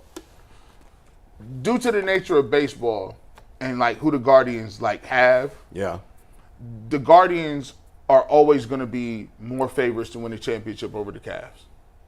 Always. Unless LeBron's here. Yeah. And the reason is they still got Quan. So they have Quan Ramirez. Now, but they could lose those guys at some point. They got. But the nature of baseball is like this year. They got a new manager. They got new players. They bringing guys up. Don't even have that great starting pitching, but they got one of the best records in the league. Yeah. So by default, it's easier to win a World Series for the Guardians than it is for NBA. It's easier because of the randomness. Yes, of it. The randomness, right? That in baseball, if you make the playoffs, you got a legit shot to win the World Series. In the NBA, that's not the case. In the NBA, 7 games is just 7 games. You gonna have that's gonna come out. The better team wins more often in the NBA. Yes.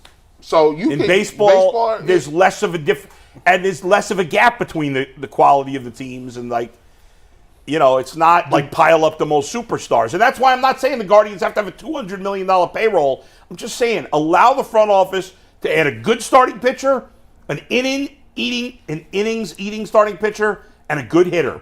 I'm not looking for a million superstars. When they traded for, was it Miller? Andrew Miller, yeah. Was he a lot of money? Did it cost a lot of money? Not crazy, no. It was like, I think he was making, now again, that was at this point almost 10 years ago, so the money was different, but he was making, I want to say, I don't think he was making more than like $8-10 million. But the owner had to dish out some more. Yeah. Okay. And he had so there is a willingness to do it. Yes, absolutely. It's been since COVID that there's been a lack of willingness to really significantly increase the payroll. They trying to get back. I've never seen a relief pitcher dominate. That was crazy. That whole strategy of I got this relief pitcher and he's gonna be the man, and like he's gonna come in and pitch back-to-back days and then give me like 5 innings. until we can get to the closer. Like haven't seen that since. Somebody Miller, he went by the way, back-to-back days. Andrew Miller and Yeah, Aroldis Chapman have both never been the same since then. Right. I mean, Miller's out now. Yeah, he's done. He's gone. They was using- Chapman's near the end of the road. They pitched back-to-back days. Man, Tito was in playoffs. Of course Tito's they did. Tito's was They just pitched back-to-back in the regular season closers. What are you talking about? but They were pitching multiple innings. Like That's what I'm talking about. Tito can't be coming in. That's what I'm talking about. Andrew Miller's getting up. You like it's the 5th inning, Tito. Yeah. We want 5 through 8. I think in the World Series, Kluber, Andrew Miller, and Cody Allen pitched almost every inning. Run that back.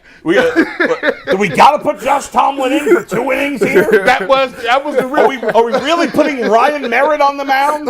That was the real core 4. Oh my God! Yeah, right. Run that back. All right, Same from the Cavs to the Guardians to the Browns. We haven't talked about the Brownies in a while.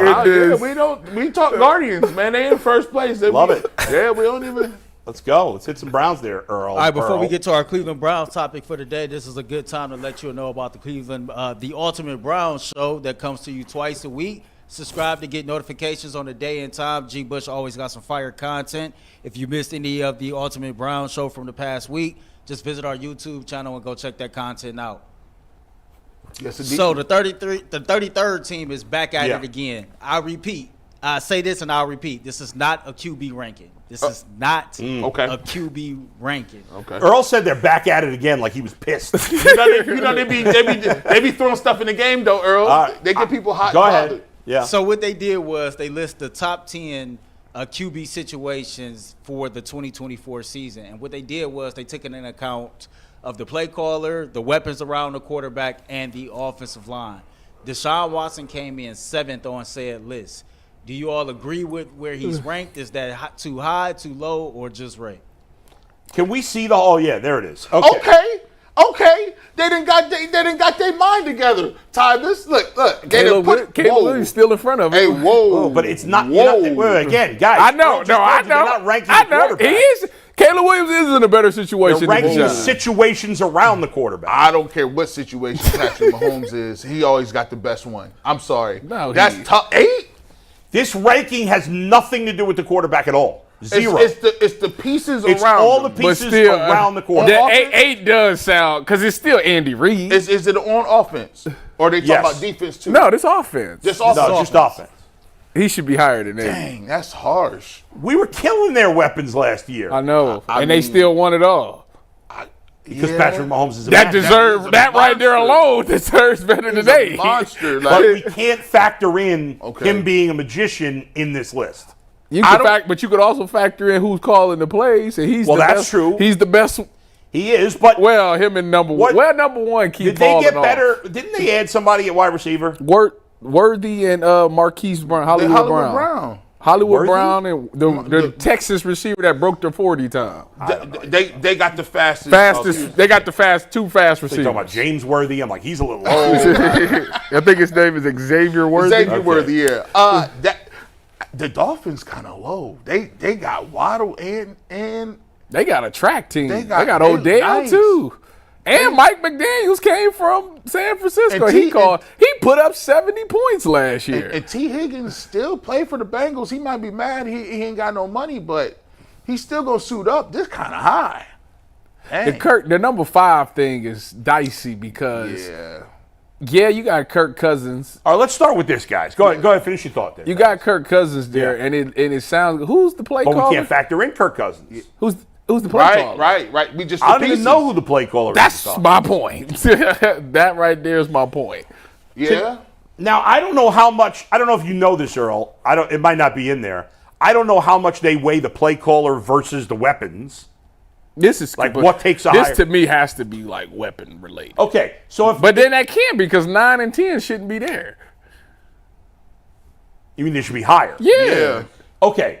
See, I think both the Bengals and Dolphins are too low. I do. I don't understand why either of them. I would have both. Now, let's think about the Browns, Dolphins, and Bengals. Let's compare those 3 teams. The Chiefs are in their own world. I can't even think about them compared to other teams. let's think about the weapons around Deshaun and the weapons around Burrow and the weapons around Tua. And let's really compare what we think. Who's got the best should weapon? we do it by position? Yeah. Okay. Yeah. So running back. This list has to be assuming that Nick Chubb is 100. I'm about to say, if Nick Chubb's Yeah. 100%, then you know what Then it I is. can see where kind of they're But trying to lead a little We bit. can't assume he's going to be 100% at the start of the season. Well, if that's the case, then it won't be them. It would be you have to give it to the Okay. guy. You have to give it to the running back that scored the second most touchdowns in the NFL last year, Raheem Mostert. But he's old. Shout out to But Raheem, It's not, my boy. Everything doesn't translate from year to year. Some guys go Right. up, some guys go down. Raheem Mostert seems to overachieve every year. People like poo-poo him. Plus, they have Devin A-Chain, who, when he's healthy, was pretty special too. They fast. The Bengals' backfield is okay, Zach but Moss. it's not anything special. Zach Moss No, is they got good. Chase Brown too, who And I like. Chase Brown. I like him too. I liked him But in it's not, Illinois. it's we don't know how good it is. I think it's okay. Mm-hmm. The Browns' running game, Outside of we Nick just Chubb- don't know Nick because Chubb we and don't Jerome know what. Ford. Like in my mind, I'm thinking, okay, maybe it's 75% Chubb to start the season, and by halfway it's 100%. I don't know. That's it. I guess everybody's got to decide for themselves. I mean, if I'm going to trust anybody to be healthy, it's Nick Chubb, but you know he's going to do everything he possibly can. But it's still science. It's still an injury. You never know. When you look at the receivers, I would have to have the Browns third out of those teams. yeah, definitely. I like the Dolphins and then the Bengals. They probably those two teams probably got the best two receiver. Well, the Eagles Philly. is up there. Yeah. Philly. Now I would say Texans is up there now. And the Bears is up there. And I would say you combine him with the tight end, but the Amon-Rod Sam Laporta combo in Detroit It's nice. is It's pretty nice. It's too. pretty nice too. They need Jameson Williams but- to have a good year. But the Dolphins and Bengals are pretty close Yeah. in terms of wide receiver. At tight end, the Browns have the best tight end now in Njoku. Yeah. I do think the Bengals upgraded there with Mike Gesicki, but he's not as good as David Njoku. And who's the Dolphins tight end? I can't even remember. I don't know. A Jag. Yeah, I think they had a guy who was like serviceable last year, but I can't the Browns think have of who the it edge is. there. That's funny. The Browns definitely have a better offensive line than the Bengals, but the Bengals' offensive line should be the best Burrow's had this year. Yeah. But I still think the Browns' O-line is better. I don't know the Dolphins' O-line well enough to know. I only know. I think it's close. I mean, the tackles. Browns clearly have the third wide receiving group, but if Jerry Jeudy can be, at least we can debate how good Jerry Jeudy is. The one thing we can all agree on, I think, is that unlike last year, Jerry Jeudy at least is a legit number two. Yes. He may not be a great number two, but he's a legit number two. Yeah. Elijah Moore wasn't a number two. Nah. the jury is still out on that one. No, but we know. Look at me. We know It's gotta happen. Titus, He can't make me look crazy. It's gotta happen. We know now they have it. He's trying. He's trying. He's trying hard. Snuck that one in. I was like, He's trying hard. We know that at minimum, looked Jerry at me Jeudy, like- worst case scenario, is a serviceable number two. At worst case scenario. 890 yards worse. Right. Worst case. Serviceable. 3 touchdowns. Okay? 4, right? So the gap at second wide receiver, now, obviously Jalen Waddle and T. Higgins are way better than Jerry Jeudy at this point in their careers. Yes. Correct. But it's not like compared to Elijah Moore. Is all I'm saying. Right. They moved the floor up a little bit. Hey. This year. Right. 8 ball this year. Watch what I say. I think the Bengals, Dolphins, and Browns are all very close in terms of talent around the quarterback.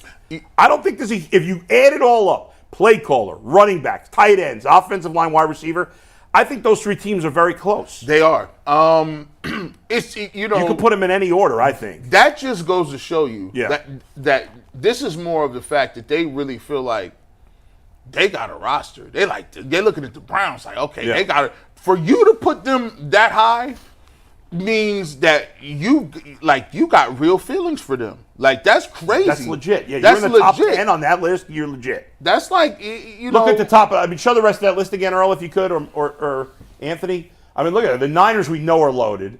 The Lions, we did it. There was one day where I wasn't here where you guys were talking about the next quarterback to win a Super Bowl. picked Jared Goff. And I put Jared Goff, and I think you guys laughed. And I was like, I like Jared Goff. I think he's underrated, but I love the talent around him. He hasn't won a Super Bowl, right? He got there. No, but he's gone to one, and last year they blew it. They should have gone. Yeah. And the Lions play a style that's like love it. hard. And to I play. love Dan Campbell. They play a hard style Dan again. Campbell. No, I love. I forgot his name now. Amon St. Brown. Well, I love him. I mean, him. He's on But the running back. What's his name that they got last year? He was dynamic. My goodness. From Alabama. Yeah. That man. I had it, and you just messed me up. I did too. Oh, it's his name. What's the Lions running back, Earl? Can you look that up real quick? Are you talking about Gibbs? Gibbs. Yeah, Jameer Gibbs. That guy is unbelievable. They got a nice and one. he split carries with David Montgomery. Now David Montgomery's gone, Is he? right? They brought somebody David else. is still there. I might say he's still Oh, there. he's still there? Yeah, they still got that 1-2 punch.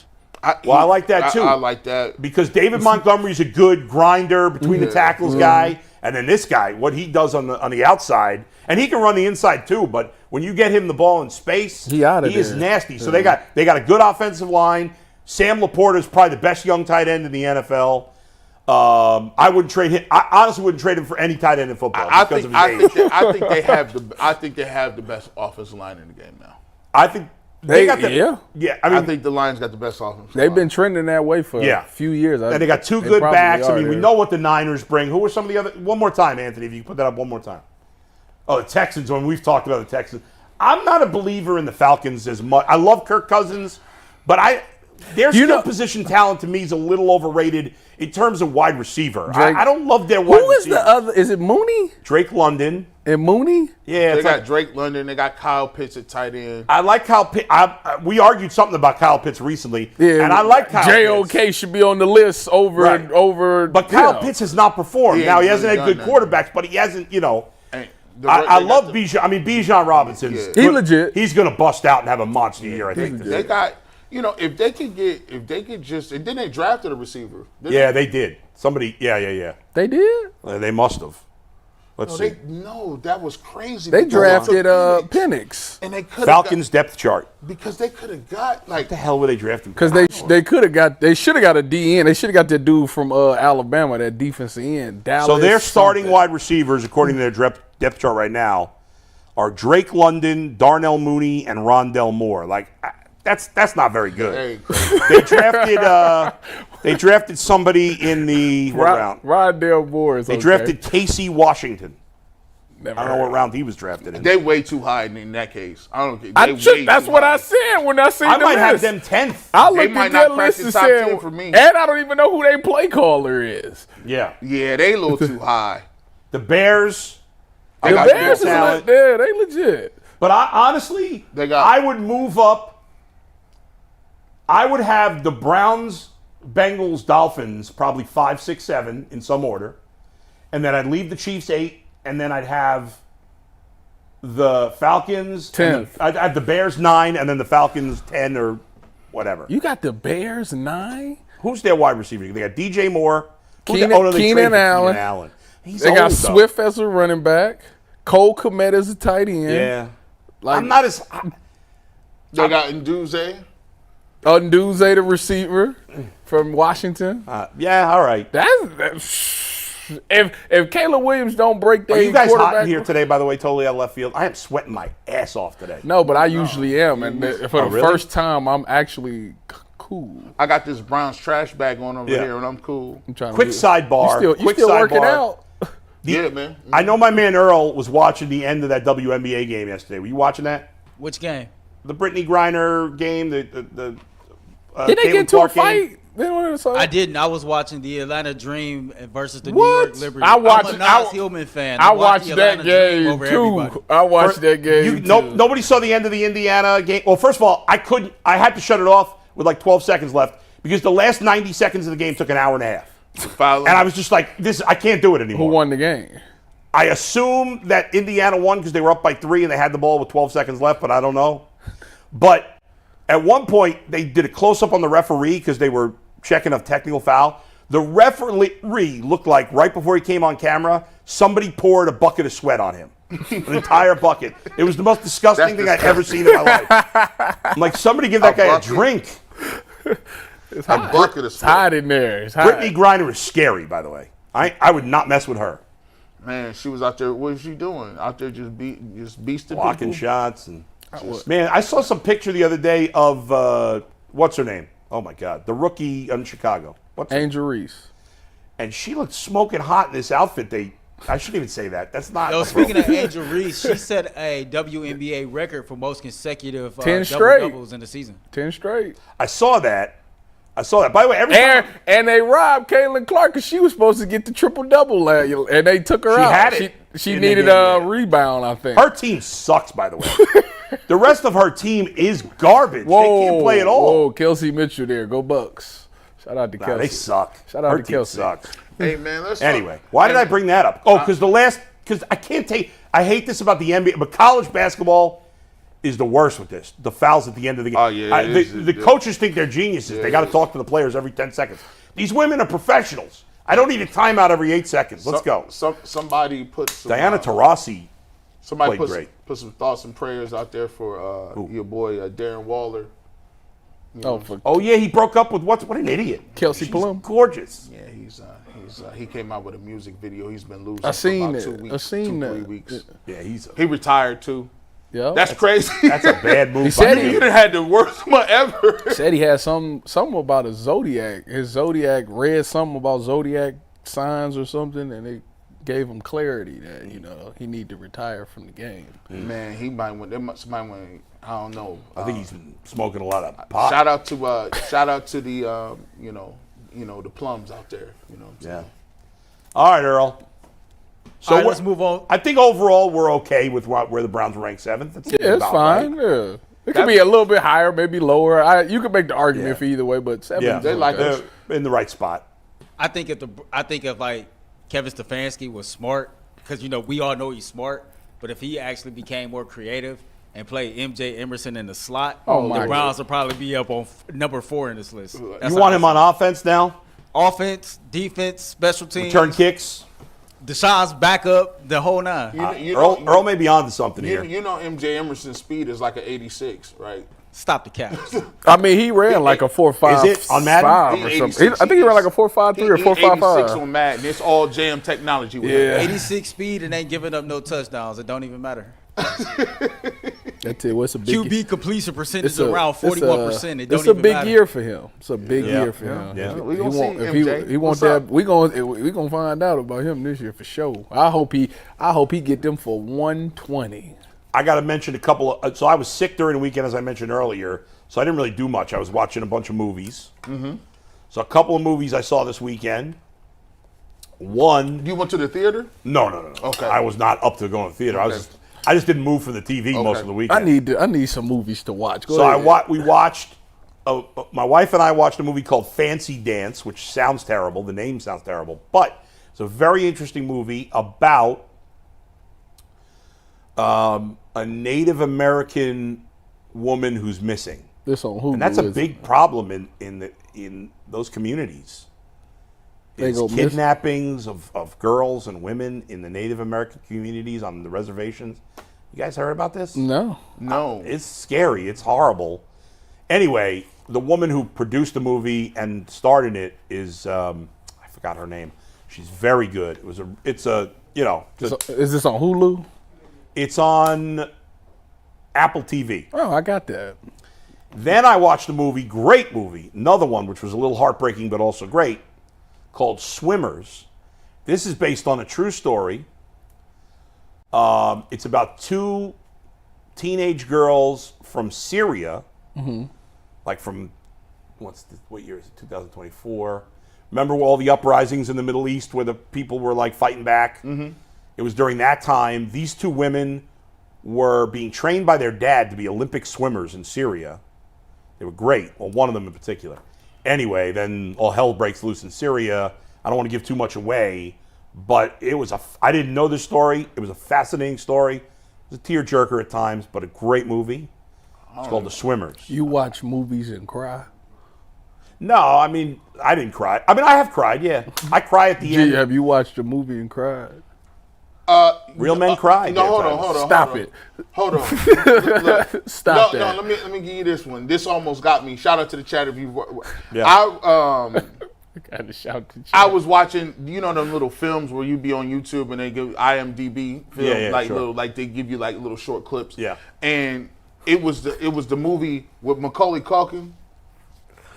When Home Alone? Home Alone. it was called My Girl.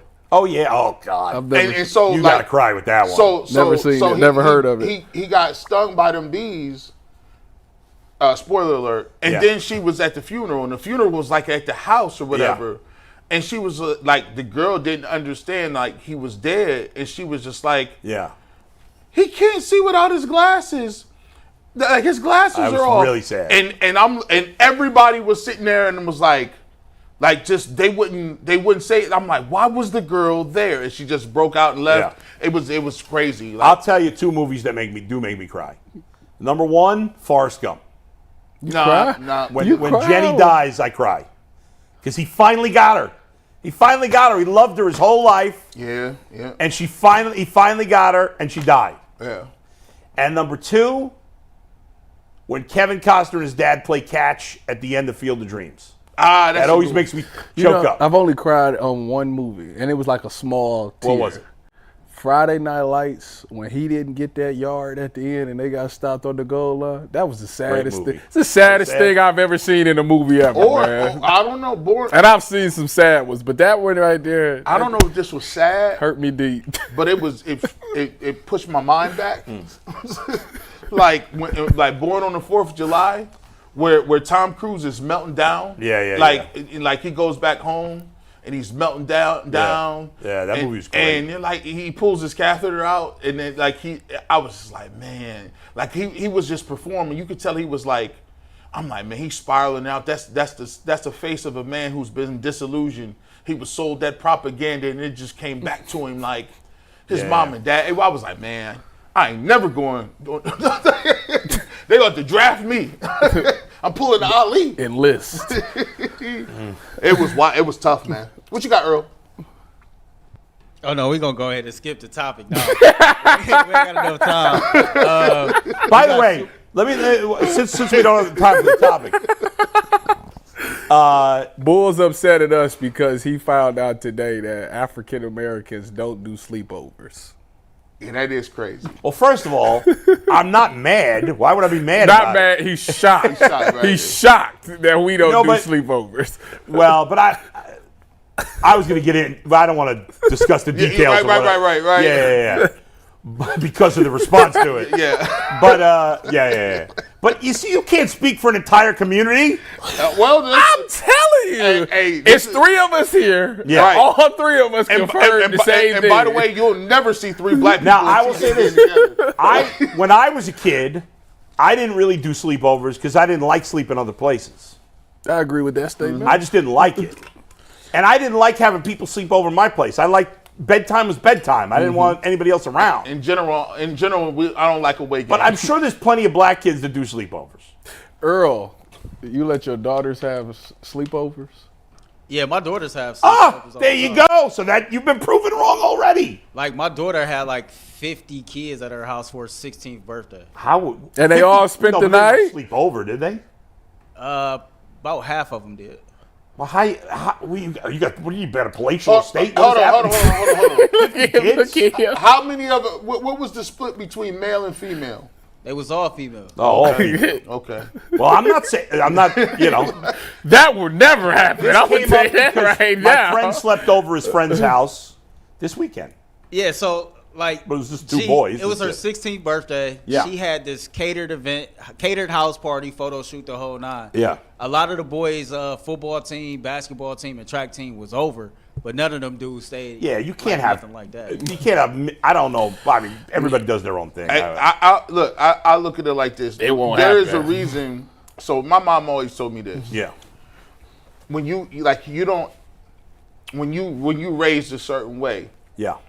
She gotta be comfortable with their peoples, right? Yeah. So they gotta know there's different religious things. Like there's certain things people don't eat. There's certain things that happen. Like there's a lot of stuff with your kids that like. But that has nothing to do necessarily with a sleepover. Well, I mean, you're just hanging out at a house. Yeah, but I need to know. See, when you hanging out at my house get locked down at 9.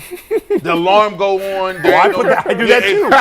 It's locked down. Like too. The gates close and everything. Yeah. Some people be having weird people coming in and out of their house. Oh, that's just the next door neighbor. No. I do what's called a double lock. I got 2 locks on each door. I double lock. I put my alarm on. I'm alarm stay in. Like it's a wrap. Like if ain't nobody going outside, like it's done.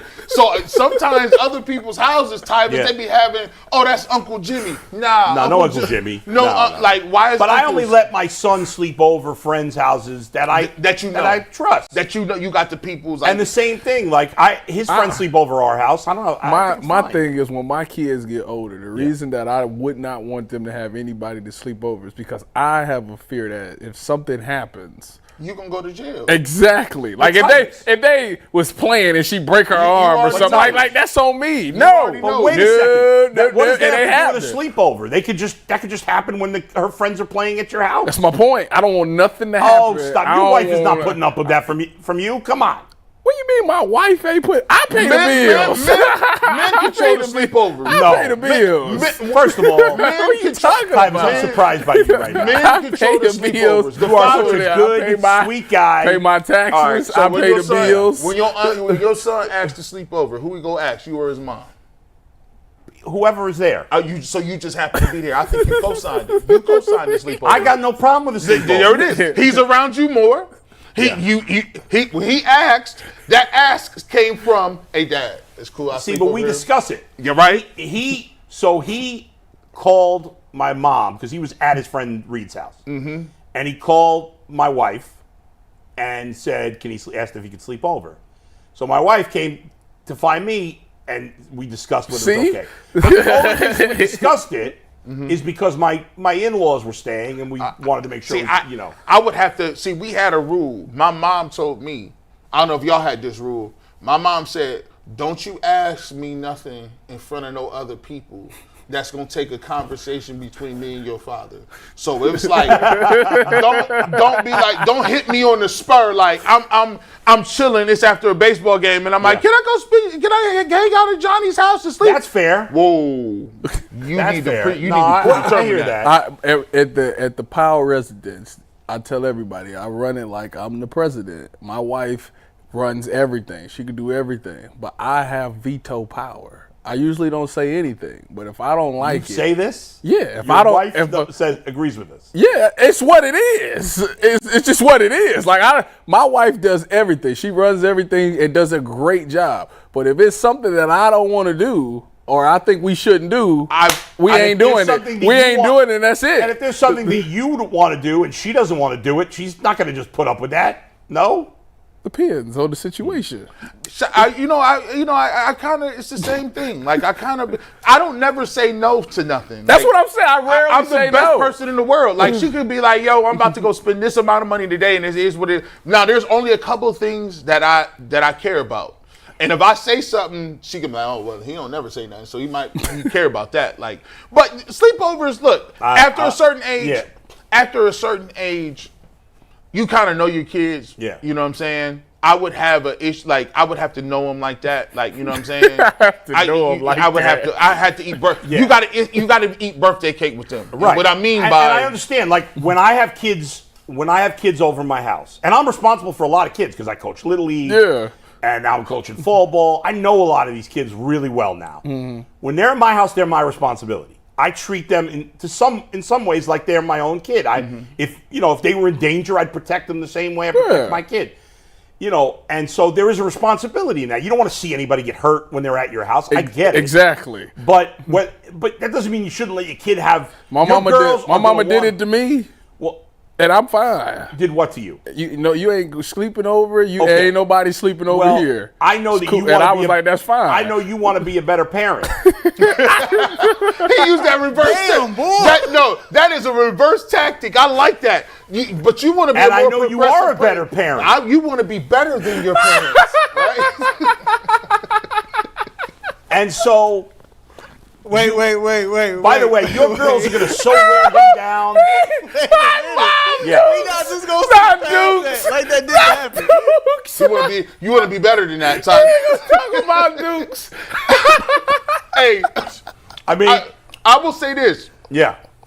When you got girls or you got daughters, there's a different protocol I you got to hear think you. about. Yes, that's fair. You got to think about that protocol. You guys have girls. I don't know nothing. If I had a girl, maybe I'd think differently. So you got to. And plus, here's the way I think about it too. Let me give you a quick example. Yeah. So my ex-wife, she had her best friend. She was the maid of honor on our wedding.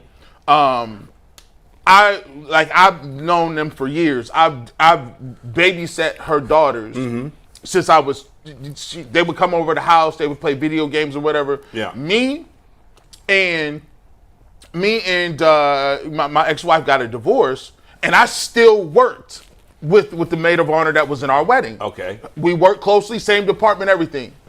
Like her kids was like, yo, like she has 2 girls, right? They said, can we go over to Uncle G. Bush's crib? Can we go over there? We're gonna play video games. And at the time I was staying by myself in an apartment. And I'm like, nah, Well, yeah, I get y'all that. can't. That's Y'all different. Y'all not, no. Like they got no disrespect. They have a father, right? Here's the thing, obviously everything is above board, and I've seen these kids grow up, but after a certain age, there's a place where there's a demarcation. Like, I don't need to be around Tyvis's kids. I don't need to be around Earl's kids. You got your own kids of your own. That's different than this. We're talking about get it. sleepovers. I'm just saying And- the rules of engagement. Tyvis's daughters will wear him down eventually. All right, I'm sure Earl's daughters do things. I'm not saying anything inappropriate, They ain't sleeping, but I'm that's sure it. he lets them do things that maybe he didn't think he would let them do when they were younger. Isn't that fair? I mean, yeah, but I got a 16-year-old and a soon-to-be 13-year-old. So Well, that's it's what a I'm little saying. different. I'm not saying they're gonna be, But I just want say a couple things before I read Yeah. these super chats. One, Tyvis, the chat is saying, man, if your wife is watching, when you get home, she might twist your cat. Oh, back my God, with man. that whole veto power. Yeah, you came off. They do got veto power. You better hope Tyvis' mom is not watching. You better hope his mother is not watching. Don't we all want to be better parents than our parents? It's just, listen, we talking about women here with power. Listen. Tyvis' mom might roll up on us. Tyvis came off a little sexist. That's shocking to me. How did I come off as sexist? You don't have no veto power. We're all equals. We are. That's the problem in this country. We is that are. everybody thinks they're better than everybody else. We are, but at the end of the day, if I say no, that's just what it is. And it should be at the end of the day if she says no. That's fine. If she want to say no, that's fine. But I understand why the chat's reacting that way. And yeah, that's hilarious. And I would love to know how your wife feels about sleepovers. Have you guys discussed it? You wanna call her after the show? No, I mean, no. We can ask her together after the show. I'm curious. We can All right, ask her let's call after the show. All right, shout out to Sean Woodland, man, who gifted 20 Ultimate Cleveland Sports Show Dang, memberships, that's man. what's Shout up. out to him. It's been a while since we had that. Shout out to Aleem. Sent a super chat in and says, we can complain about the Cavs all day. Saying we aren't competing is a joke. We were second in the East for half the season. Know your limitations. You have no choice but to give it time. Wake up, G.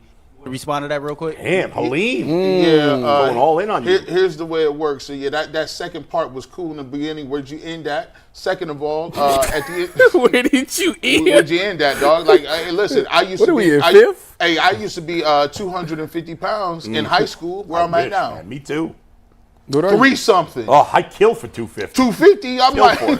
it ain't where you get started. It was where you end, big boy. I'm trying to get away from 250. And the final super chat of the day comes from Eric Spicer that says, Bull wants all our pictures built like Jake Hunt.